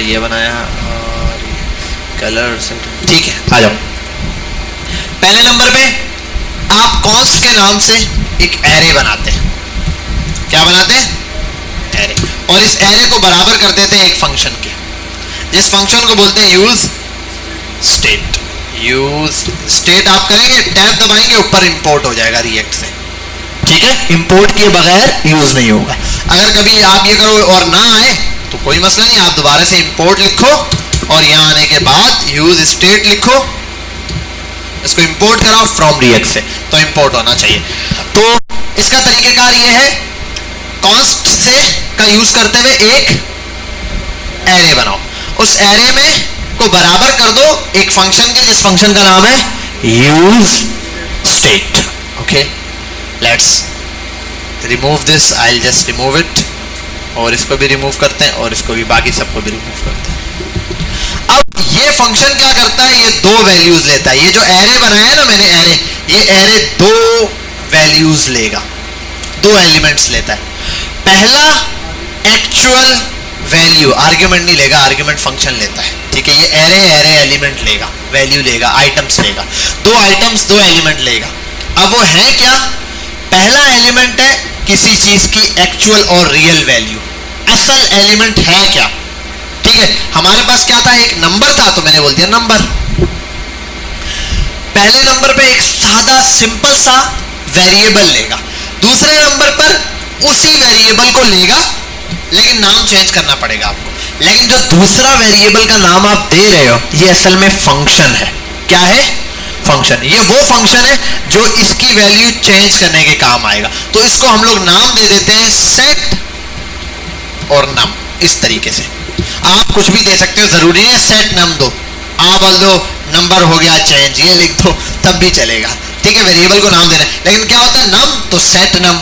अब ये सेट नम का फंक्शन हो गया नंबर सेट करने के लिए, और ये रहा, और उसको कैमल केस के अंदर लिखा है। आप चाहो तो आप स्नैक केस में लिख दो, ऐसे लिख दो, वैसे लिख दो, जो तो सिंपली इसको इस तरीके से यूज कर रहे थे। जहां भी देखोगे, जैसे कि एग्जांपल दो तो इसने कहा कलर सेट कलर। ठीक है, ये जनरल आपको ये टर्म देखने को मिलेगी। आप उसमें आप चेंज करना चाहो चेंज कर दो। बहरहाल अच्छा तरीका यही है कि आप स्टैंडर्डाइज जो चीज है उसको यूज करें। बहरहाल यहाँ आते हैं नाम और सेट नाम बना दिया। बेटा यहां तक कोई कंफ्यूजन, कोई मसला? दोबारा से बनाते हैं इसको, कोई रिपीट कर देता हूं। आपने कौन सा यूज किया? एक एरे बनाया। ये एरे क्या करेगा? ये एरे बराबर होगा एक फंक्शन के। उस फंक्शन का नाम क्या है? Use state. ठीक है, यहां आ जाते हैं। ये एरे जो है ये दो एलिमेंट्स लेगा। पहले एलिमेंट में ये एक वेरिएबल लेगा, दूसरे में फंक्शन। वेरिएबल कौन सा है? वो जो आपने वेरिएबल बनाना है, कोई नाम है, कोई टेक्स्ट है, कोई एरे है, कोई ऑब्जेक्ट है, व्हाटएवर जो आपने बनाना है बनाओ। मैं यहां बनाता हूं नम, एक नंबर दे रहा हूं। दूसरी चीज सेट क्या करना है, उसके लिए फंक्शन का नाम दोगे। मैंने इसको कर दिया सेट नंबर, सेट नम कर देता हूं।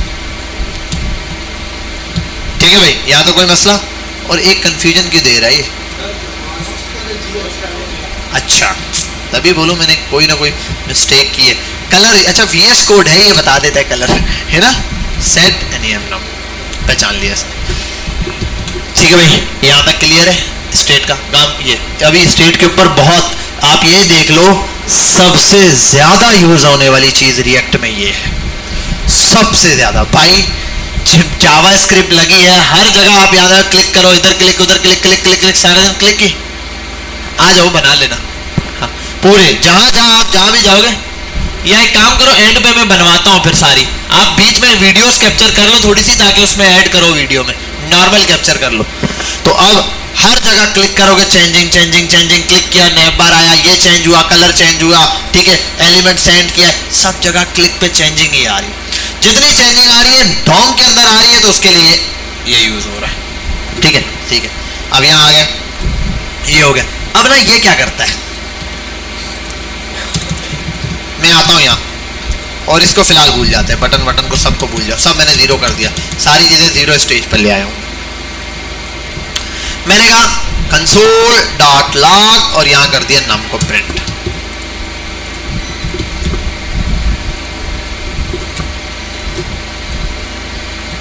अनडिफाइंड अनडिफाइंड अनडिफाइंड, भाई क्या है, इसकी कोई वैल्यू ही नहीं है।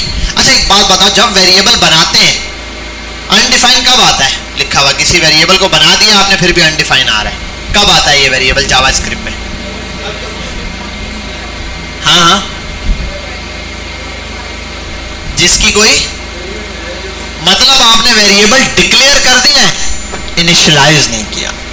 मतलब आपने वेरिएबल डिक्लेयर कर दिया, सॉरी असाइन नहीं किया, इनिशियलाइज नहीं, असाइन नहीं किया। तो यहां पर आपने वैल्यू, वेरिएबल तो डिक्लेयर कर दिया नाम के नाम से, लेकिन इसको कोई वैल्यू नहीं दी। वैल्यू कहां पर दूं भाई, कहां लिखूं? नाम। तो यहां आप आओगे नाम इज इक्वल्स टू 0, ऐसे नहीं लिखोगे, ये नहीं करना था। ये जो जगह बची है ना ब्रैकेट, यहां एज अ आर्ग्यूमेंट पास करोगे। यहां आप लिखोगे 0, तो समझ गया ये क्या है। यहां आप ऐसे करोगे तो स्ट्रिंग उठाएगा। आपने यहां वैल्यू लाजमी देनी है, लाजमी, क्योंकि अगर नहीं दोगे ना बिल फर्ज, देखो अब फर्क बताता हूं, खाली छोड़ दिया, आओ नम डॉट, आओ नम डॉट, समझ गए? समझे? अगर मैंने डिफाइन कर दिया यहाँ पर जीरो दिया, वो समझ गया नंबर दिया, तो नंबर के मेथड शो कराना शुरू कर दिए इसने। देखो टू फिक्स, टू ये, टू स्ट्रिंग। और अगर मैं इसको कर दूं ये खाली, नाम स्ट्रिंग में वैल्यू नहीं थी, खाली कर दिया, लेकिन अब क्या है, डॉट लगाया तो स्ट्रिंग मेथड देना शुरू कर दिया। अगर मैंने इसको ये कर दिया यहाँ पे, तो अब डॉट एरे के मेथड देना शुरू कर दिया। यहां तक कौन कौन बात समझ गया? किसी को कोई कंफ्यूजन है हैंड रेस करके पूछ लेना, ठीक है। ये तो यहाँ पर इनिशियल वैल्यू आपने दे दी है, जो कि आपने जीरो दी थी, यहाँ पर ये वैल्यू क्लियर हो गई। बेटा ये इतनी सी लाइन समझ आ गई, इतनी सी लाइन अगर क्लियर समझ आ गई, डीप डाउन समझ आ गई कैसे काम कर रहा है ना, तो फिर आपके लिए बहुत ज्यादा आसान है। और मैं ये आपको अभी यूज करके दिखाऊंगा, उसके बाद बताऊंगा ये यूज स्टेट फंक्शन बना कैसे, ये काम कैसे कर रहा है, ये मैं आपको पूरा क्लियर करके दिखाऊंगा। इसके पीछे कोई जावास्क्रिप्ट है ना, तो फंक्शन जावास्क्रिप्ट में बना होगा। हम भी बना सकते हैं, हाँ बना सकते हैं, हम भी फंक्शन बना सकते हैं, अपना यूज स्टेट बना के किसी फोल्डर में रख के इंपोर्ट करके वो इस्तेमाल कर सकते हैं, ठीक है ऐसे। लेकिन ये क्या है, रिएक्ट का अपना जहां भी इस्तेमाल करोगे हर जगह इजिली इंपोर्ट होकर चल जाएगा। बहरहाल ये चीज तो समझ आ गई। अब मैं आपको कंसोल डॉट लॉग और मैं बोलता हूं नम,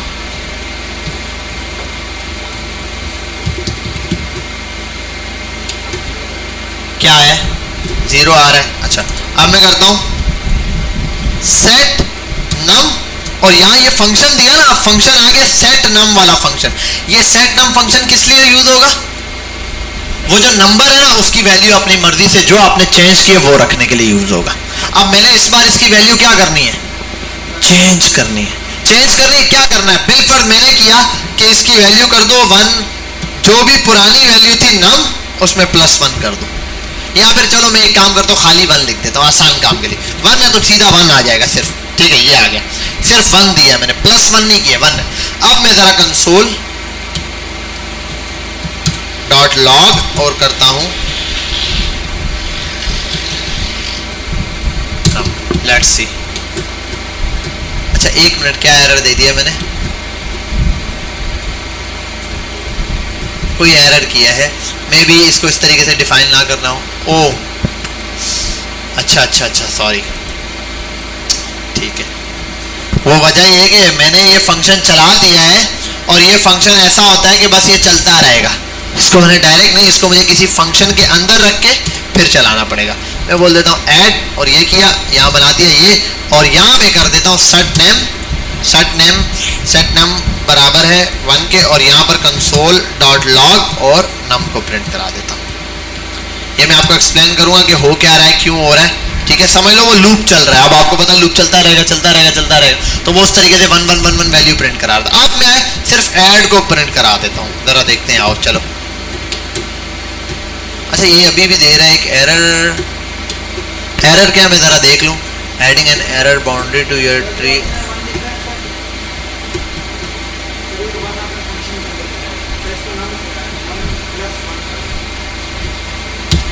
नम +1, ये भी ठीक है, लेकिन डायरेक्ट वैल्यू भी तो असाइन होती है, चेक कर लेंगे, कोई मसला नहीं है, लेट्स चेक। नहीं वो एरर नहीं है, नम +1 नहीं है, सबर मुझे एरर देखने दे। Considering an error boundary to your tree to customise error handling behaviour, too many rerenders दे रहा है।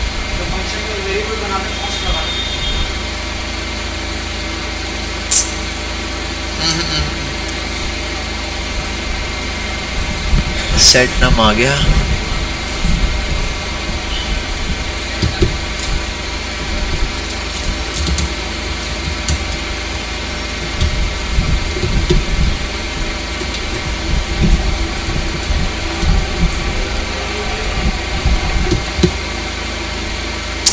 यार एरर दिया जा रहा है, rerender limits the number of renders to prevent infinite. क्या एरर दे रहा है, 1 सेकेंड, यहाँ आते हैं, जरा इसको देख लेते हैं। सेट कलर सेट किया, वैल्यू दी, my favourite React DOM, colour print करा दिया रेड, नीचे स्टेट से चेंज किया होगा, बटन लगाया, सेट कलर ब्लू, वो इशू नहीं है, वो फंक्शन के अंदर ही दिया है, जैसे मैंने बताया है, एक फंक्शन बना के उसी के अंदर दिया है। लेकिन यहाँ क्या इशू दे रहा है, बटन पे ऑन क्लिक पे दे दिया, रिएक्ट यूज स्टेट स्टेट बहुत सारी बनाई है, कलर मॉडल सेट दिया, फंक्शन दिया, ऑन क्लिक पे दिया। Why is this happening? एक मिनट यार, एरो फंक्शन बनाए या कोई भी बनाए उससे फंक्शन पे मसले नम बनाते हैं, नम।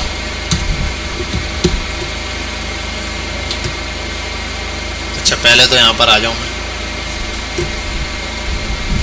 पहला काम तो हम ये करते हैं, एक मिनट एक काम ये करते हैं, नम आ गया यहाँ। मैंने क्या करना था, ऐड का बटन बनाना था। ऐड का बटन बनाते हैं एक, लेट्स सी, और उसको कर देते हैं ऐड प्लस का बटन। इससे मैंने इंक्रीमेंट लगाना है, ये काम करना है, ठीक है, कोई मसला नहीं है। ये करते हैं और जब क्लिक होगा इसके अंदर नम के अंदर +1 कर देगा ये दे दिया मैंने। और यहाँ पर आता हूँ ऑन क्लिक पे, ऑन क्लिक के अंदर, और ये कौन सा फंक्शन है, ऐड का फंक्शन चलाना है। लेट्स सी, Ctrl+Shift+I, हाँ यही एरर दे रहा है ना डिफाइन करने पर ही। और हाँ सॉरी, ये भी हटा दूँ मैं। अब चेक करता हूँ क्या एरर देगा। हाँ देखो अब यहाँ चल रहा है, वो एरर कंसोल के लिए दे रहा है। अच्छा ये हो गया ऐड का। लेट्स सी, इसी को कॉपी करता हूँ मैं और उसको यहाँ पेस्ट करता हूँ। यहाँ लाने के बाद ऐड हो गया, यहाँ मैं कर देता हूँ सब्ट्रैक्ट का भी एक फंक्शन बनाता हूँ। और लेट्स सी, इसको कॉपी करते हैं, इसको यहाँ बनाते हैं और सबका फंक्शन। आप ये वीडियोस बनाते रहो बीच बीच से रैंडम, मैं एंड पे वीडियो और ऑडियो और वो रिकॉर्ड करके दे दूँगा।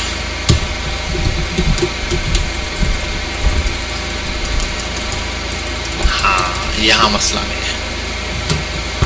अच्छा इसके लिए ना एक छोटा सा एरर जो आ रहा है वो मैं देख लूँ ज़रा, console.log, और यहाँ ज़रा नम को प्रिंट कराऊँ मैं दोनों कंडीशन में। एरर यहाँ के लिए आ रहा है, वहाँ के लिए नहीं। अब चेक करता हूँ ज़रा, सही बात बोले तो क्या एरर था वो उसने भी नहीं दिया। और सब आ गया, ऐड आ गया, नम आ गया।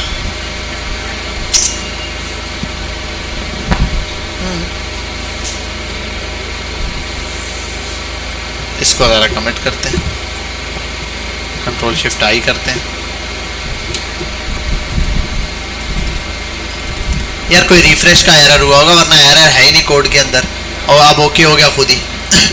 बहरहाल यहाँ आ जाओ, देखते हैं। मैं आपको थोड़ा सा समझा देता हूँ दोबारा से किया क्या, क्योंकि कोड के अंदर एरर नहीं था पहले भी, जैसा कोड लिखा हुआ था वैसा ही है। अच्छा देखो, मैंने नम बनाया, सेट नम बनाया, ये यहाँ पर ऐड का फंक्शन बनाया। इस ऐड के फंक्शन में यहाँ मैंने कंडीशन डिफाइन कर दी कि भाई यहाँ पर ये कंडीशन आपने करनी है, नम के अंदर प्लस कर दो फन। जैसे मैंने +1 किया उसके बाद उसको कंसोल पे यहाँ प्रिंट करवाने के लिए दे दिया। अब जरा चेक करते हैं हम। और यहाँ एक बटन बनाया, जिसको भी यहाँ पर मैंने आपके सामने बटन बनाया। बटन के अंदर मैंने एक में ऐड का बटन बनाया और एक में सब्ट्रैक्ट का, और दोनों को यहाँ पर प्रिंट कराने के लिए नम बना दिया। अब होगा क्या समझो, जैसे पहले हो रहा था ना प्लस करने पे इसमें +1 हो रहा था, वैसा ही काम हो रहा है, कोई नई चेंजिंग नहीं हो रही। बस पहले मैं ये करता था, नम में प्लस करता था इस तरीके से, इंक्रीमेंट, और देन नम को प्रिंट कराता था। लेकिन अब डायरेक्ट नम के अंदर चेंजिंग नहीं हो सकती। वो करने के लिए नम के अंदर, इस नंबर के अंदर चेंज करने के लिए आपको यूज करना पड़ेगा सेट नम का फंक्शन। अगर आप डायरेक्ट नंबर में चेंजिंग करोगे तो वो डॉम पे नहीं दिखाई देगा, सिर्फ कंसोल पे दिखाई देगा। और कंसोल पे क्यों दिखाई देगा, उसकी वजह यह है कि डॉम को रिफ्रेश कर रहा है वॉच ड्रॉप फंक्शन, और वॉच ड्रॉप फंक्शन को ब्रेक करने के लिए आप क्या लगा दोगे, यूज स्टेट। अब ये वेरिएबल आपने बनाया किससे, यूज स्टेट से। अगर इस वेरिएबल में आप कोई भी चीज चेंज करोगे तो उसको फर्क नहीं पड़ेगा। क्यों, क्योंकि वो वॉच ड्रॉप फंक्शन इसको इग्नोर कर देगा। अब प्लस करूंगा, ऐड होगा, माइनस होगा, दोनों कंडीशन यहाँ पर क्या हो जाएंगी, चल जाएंगी। समझ गए बात, लेट्स चेक, ऐड और ये कर दिया सब्ट्रैक्ट वाला काम। यहाँ तक बेटा बात समझ आ गई, क्लियर हुई। ये आपके सामने आ गया यूज स्टेट। एक ही यूज स्टेट का यूज करते हुए आप मल्टीपल काम कर सकते हो। अब एक यूज स्टेट है, इससे फायदा यह है कि आप एक यूज स्टेट पे यहाँ पर कोई चीज चेंज करोगे, 10 कंपोनेंट्स के अंदर है, वहां पर वैल्यू चेंज हो जाएगी। एक यूज स्टेट से यहाँ पर किसी वेरिएबल की वैल्यू चेंज करो, जितनी जगहों पर वो वेरिएबल है चेंज हो जाता है। जैसे कि इसमें एग्जांपल दूं मैं, मेरी प्रोफाइल पर नाम है बिलाल सिद्दीक, मैं मिटाकर लिख देता हूं बिलाल अहमद। मैं सेटिंग में जाऊंगा, वहां जहां चेंजिंग नाम का ऑप्शन होगा, चेंजिंग नेम पे जाऊंगा, वहां जाके नाम मिटाऊंगा और बिलाल अहमद करूंगा। जैसे ही ओके करूंगा, असल में क्या चेंज होगा, मैं इसको चेंज करूंगा, सेट नेम को ये चेंज करूंगा। इसके अलावा जो नम की वैल्यू जिस जिस पेज पे जहां जहां यूज हुई हुई थी, सब जगह क्या हो जाएगी, चेंज हो जाएगी। बात समझ आ गई, क्लियर है, कोई मसला इसके अंदर? ये आपके पास था basic use of use state, जो कि अभी आप लोगों ने देखा। अब आपने एक से दो काम करने हैं, वो क्या है, आपने बनानी है स्टॉप वॉच, ठीक है। उसमें बार बार यही होगा, स्टॉप करना है, चलाना है, रोकना है, और उसमें क्या यूज होगा आपके पास, ये यूज होगा। स्टॉप वॉच बनानी है, ये नहीं कर देना जावास्क्रिप्ट की वो पूरी प्रॉपर वे में जैसे आप बनाते हो ना, स्टार्ट करोगे जीरो से स्टार्ट होगा, 0 0 0 लिखा है वो, यानी कि मैं अगर बना लूँ इस तरीके से, ये वॉच होगी 0, 0 0 फिर कॉमा 0 0 फिर कॉमा फिर 0 0, सेकेंड्स, मिनट्स और आवर्स ये आ जाएंगे, और बटन सारे ऐसे करके दे देना।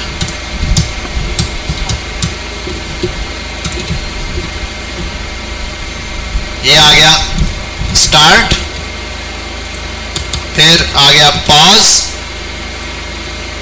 स्टार्ट का पॉज का और क्या होता है, और स्टार्ट हो गया, पॉज हो गया, और reset. Start pause reset 3 button हो गए। स्टार्ट करोगे 1 2 3 4 0 से स्टार्ट होगा, पॉज करोगे वहीं रुक जाएगा, स्टार्ट करोगे दोबारा से वहीं चल जाएगा, ठीक है। या पॉज के बटन को यही कि सिंगल ही बटन को 2 बार यूज कर सकते हैं, रीसेट करोगे रीसेट हो जाएगा। यहां तक बात समझ गए, क्लियर है? ये बनाओगे आप लोग इसके अंदर, डॉम के अंदर। ये आप लोगों ने जावास्क्रिप्ट में बनाया हुआ है, आप लोगों ने नहीं बनाया हुआ है स्टॉप वॉच, आप सब ने बनाई हुई है। तो जावास्क्रिप्ट में जैसे बनाई है एग्जैक्टली वैसे ही बनेगी, बस जहां वेरिएबल को यहां प्रिंट कराओगे ना, जहां जहां वेरिएबल जैसे पहले डॉम्स डॉक्यूमेंट से लागे, अब वो वाला काम आप यहां पर क्या करोगे कि उसको प्रिंट कराने के लिए आप ये करोगे कि यहां पर जब लाओगे ना वेरिएबल हर एक कल, जैसे आपने बनाया बिलफर्ज आर्स का वेरिएबल है, इसको ऐसे करके लिख दिया आर्स, तो ये आर्स का वेरिएबल ऊपर जब चेंज करोगे ना, डायरेक्ट नहीं चेंज करना, ये वाली वैल्यू की जगह इसके अंदर ये यूज करोगे।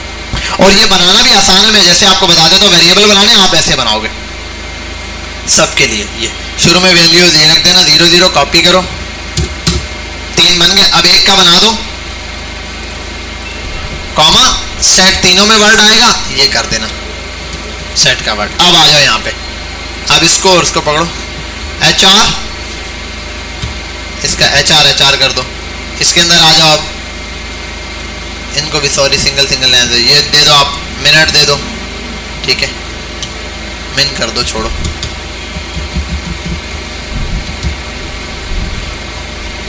और इसको कर देना HR, और इसको कर दो सेकंड, और यहाँ कर दो SEC सेकंड, ठीक है।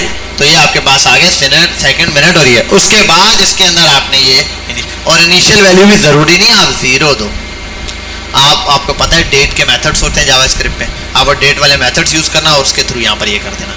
समझ गए यहाँ तक बात, क्लियर है? तो पहला टास्क है स्टॉप वॉच आप लोगों ने बनानी है, नेक्स्ट वीक से पहले ये आप लोगों ने बना के डिप्लॉय करके जमा करवाना है। ये आपका रिएक्ट का पहला असाइनमेंट है, ठीक है। इससे पहले एक और दिया हुआ लैंडिंग पेज वाला, वो मैं अलग करूंगा, वो कंपोनेंट का असाइनमेंट था, उसके अंदर कुछ भी नहीं करना मैं आपके लिए, और जिन्होंने मेरे ख्याल आपने जमा नहीं करवाया ना, आपने देखा ही नहीं। असाइनमेंट बता देता हूँ, बहुत सिंपल है, आपने सिर्फ एक लैंडिंग पेज रिएक्ट से बनाना है, लैंडिंग पेज। और लैंडिंग पेज में होगा के ऊपर नैव बार, तो आप यहाँ ऐसे बना सकते हो। आपने ये किया, देखो नैव बार आपने यूज किया, नैव बार और नैव बार यहाँ बना दिया। नहीं, नैव बार का यहाँ आप यूज करोगे कंपोनेंट, नैव बार ये कंपोनेंट यूज करोगे, और नैव बार का यहाँ कंपोनेंट होगा।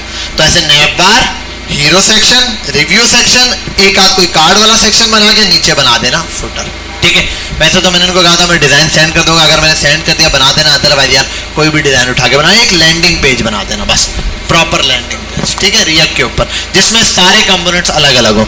समझ गए बात? दूसरी चीज जो टाइटल वगैरह है ना, नैव बार के अंदर टाइटल और एक प्रोफाइल इमेज, ये दो चीजें उसके अंदर आ रही होंगी नैव बार में। हाँ, वो प्रॉप्स यूज करना है बस। जैसे मैंने अभी नैव बार के अंदर हेलो वर्ल्ड भेजा था ना, हेलो क्लास, वो कहाँ से, नैव बार, तो यहाँ से भेजना आपने ब्रांड नेम है, यहाँ बना देना ब्रांड नेम, और जो ब्रांड नेम होगा वो यहीं से चेंज हो जाए बस। यहाँ ब्रांड नेम दोगे वहां पे शो होगा। ये करने के बाद आपने दो, अब याद रखना असाइनमेंट के मार्क्स आपके किस तरह हैं। असाइनमेंट के मार्क्स सुन लो, टोटल असाइनमेंट के, हर असाइनमेंट के समझ लो 10 मार्क्स हैं या 100 मार्क्स हैं, वो डिवाइड कैसे होंगे? 50% मार्क्स हैं आपके प्रोजेक्ट, आपने जो काम किया उसके वर्क के। 2.5% मार्क्स हैं आपके डिप्लॉयमेंट के, डिप्लॉयमेंट वाला लिंक जो आप मुझे भेजोगे नेटलीफाई पे डिप्लॉय करने, और 2.5 ही मार्क्स हैं आपके गिटअप के ऊपर डिप्लॉय करने के। अब आप मुझे जब भेजोगे गिटअप का लिंक भेजोगे जिसमें आपका कोड होगा, एक लिंक भेजोगे नेटलीफाई का जिसके अंदर आपकी एप्लीकेशन डिप्लॉय होगी, बस, और आपके प्रोजेक्ट जितना होगा उतना मार्क्स। तो ये दो आपने भेज दिया लिंक और ये, तो आप 5 नंबर मिल गया। अब ऐसा नहीं करना किसी के पास कुछ नहीं बना हुआ था और ने खाली एप्लीकेशन डाउनलोड की, हेलो वर्ल्ड लिखा, भेज दिया उसने, 5 नंबर तो मिल जाएंगे, जूते मिलेंगे उसको, समझ आ रही है बात? बाकी ये कि स्टॉप वॉच बनानी है आप लोगों ने, वो बना के जमा करवा देना। ये करोगे स्टेट की बहुत अच्छी प्रैक्टिस हो जाएगी, क्योंकि 4-5 वेरिएबल यूज हो जाएंगे। एग्जाम्पल के लिए ये वाला देख लो, ये कंपोनेंट इन्होंने देखो बनाए बेहतरीन करके, कलर वलर सब यहाँ से यूज किया, देखो ये रहा सिंपल। हम ये करते हैं, यहाँ से कॉपी करते हैं, चलो मैं ये सिर्फ ये कॉपी कर लेता हूँ,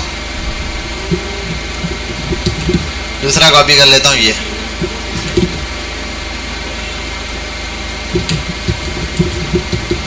चलो भाई ये इन्होंने नाम लिखा है my Ford it's red Mustang from 1940। देखो अब ये रहा फोर्ड मस्टंग और रेड, ये इस तरीके से यहाँ पर लिखकर इसने दे दिया है।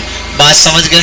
क्लियर है? ये सारी की सारी चीज़ें आपको वहाँ से मिल रही हैं, ये आपके पास है। ये फोल्डर स्ट्रक्चर ले लेना भाई, इसकी पिक्चर ले लेना, ये देख लेना, ठीक है भाई? क्लियर? Any question? ठीक है, बस यहाँ पर आपकी क्लास को हम पॉज करेंगे, इससे आगे नहीं जाएंगे। आप लोग ये कर लीजिएगा कि ये जो रिएक्ट की यूज स्टेट है ना, इसको एक दफ़ा दोबारा जैसे मैंने बनाया है 1 टाइम बना के एक दफ़ा कोड रन करके +1 करके आपकी छुट्टी है।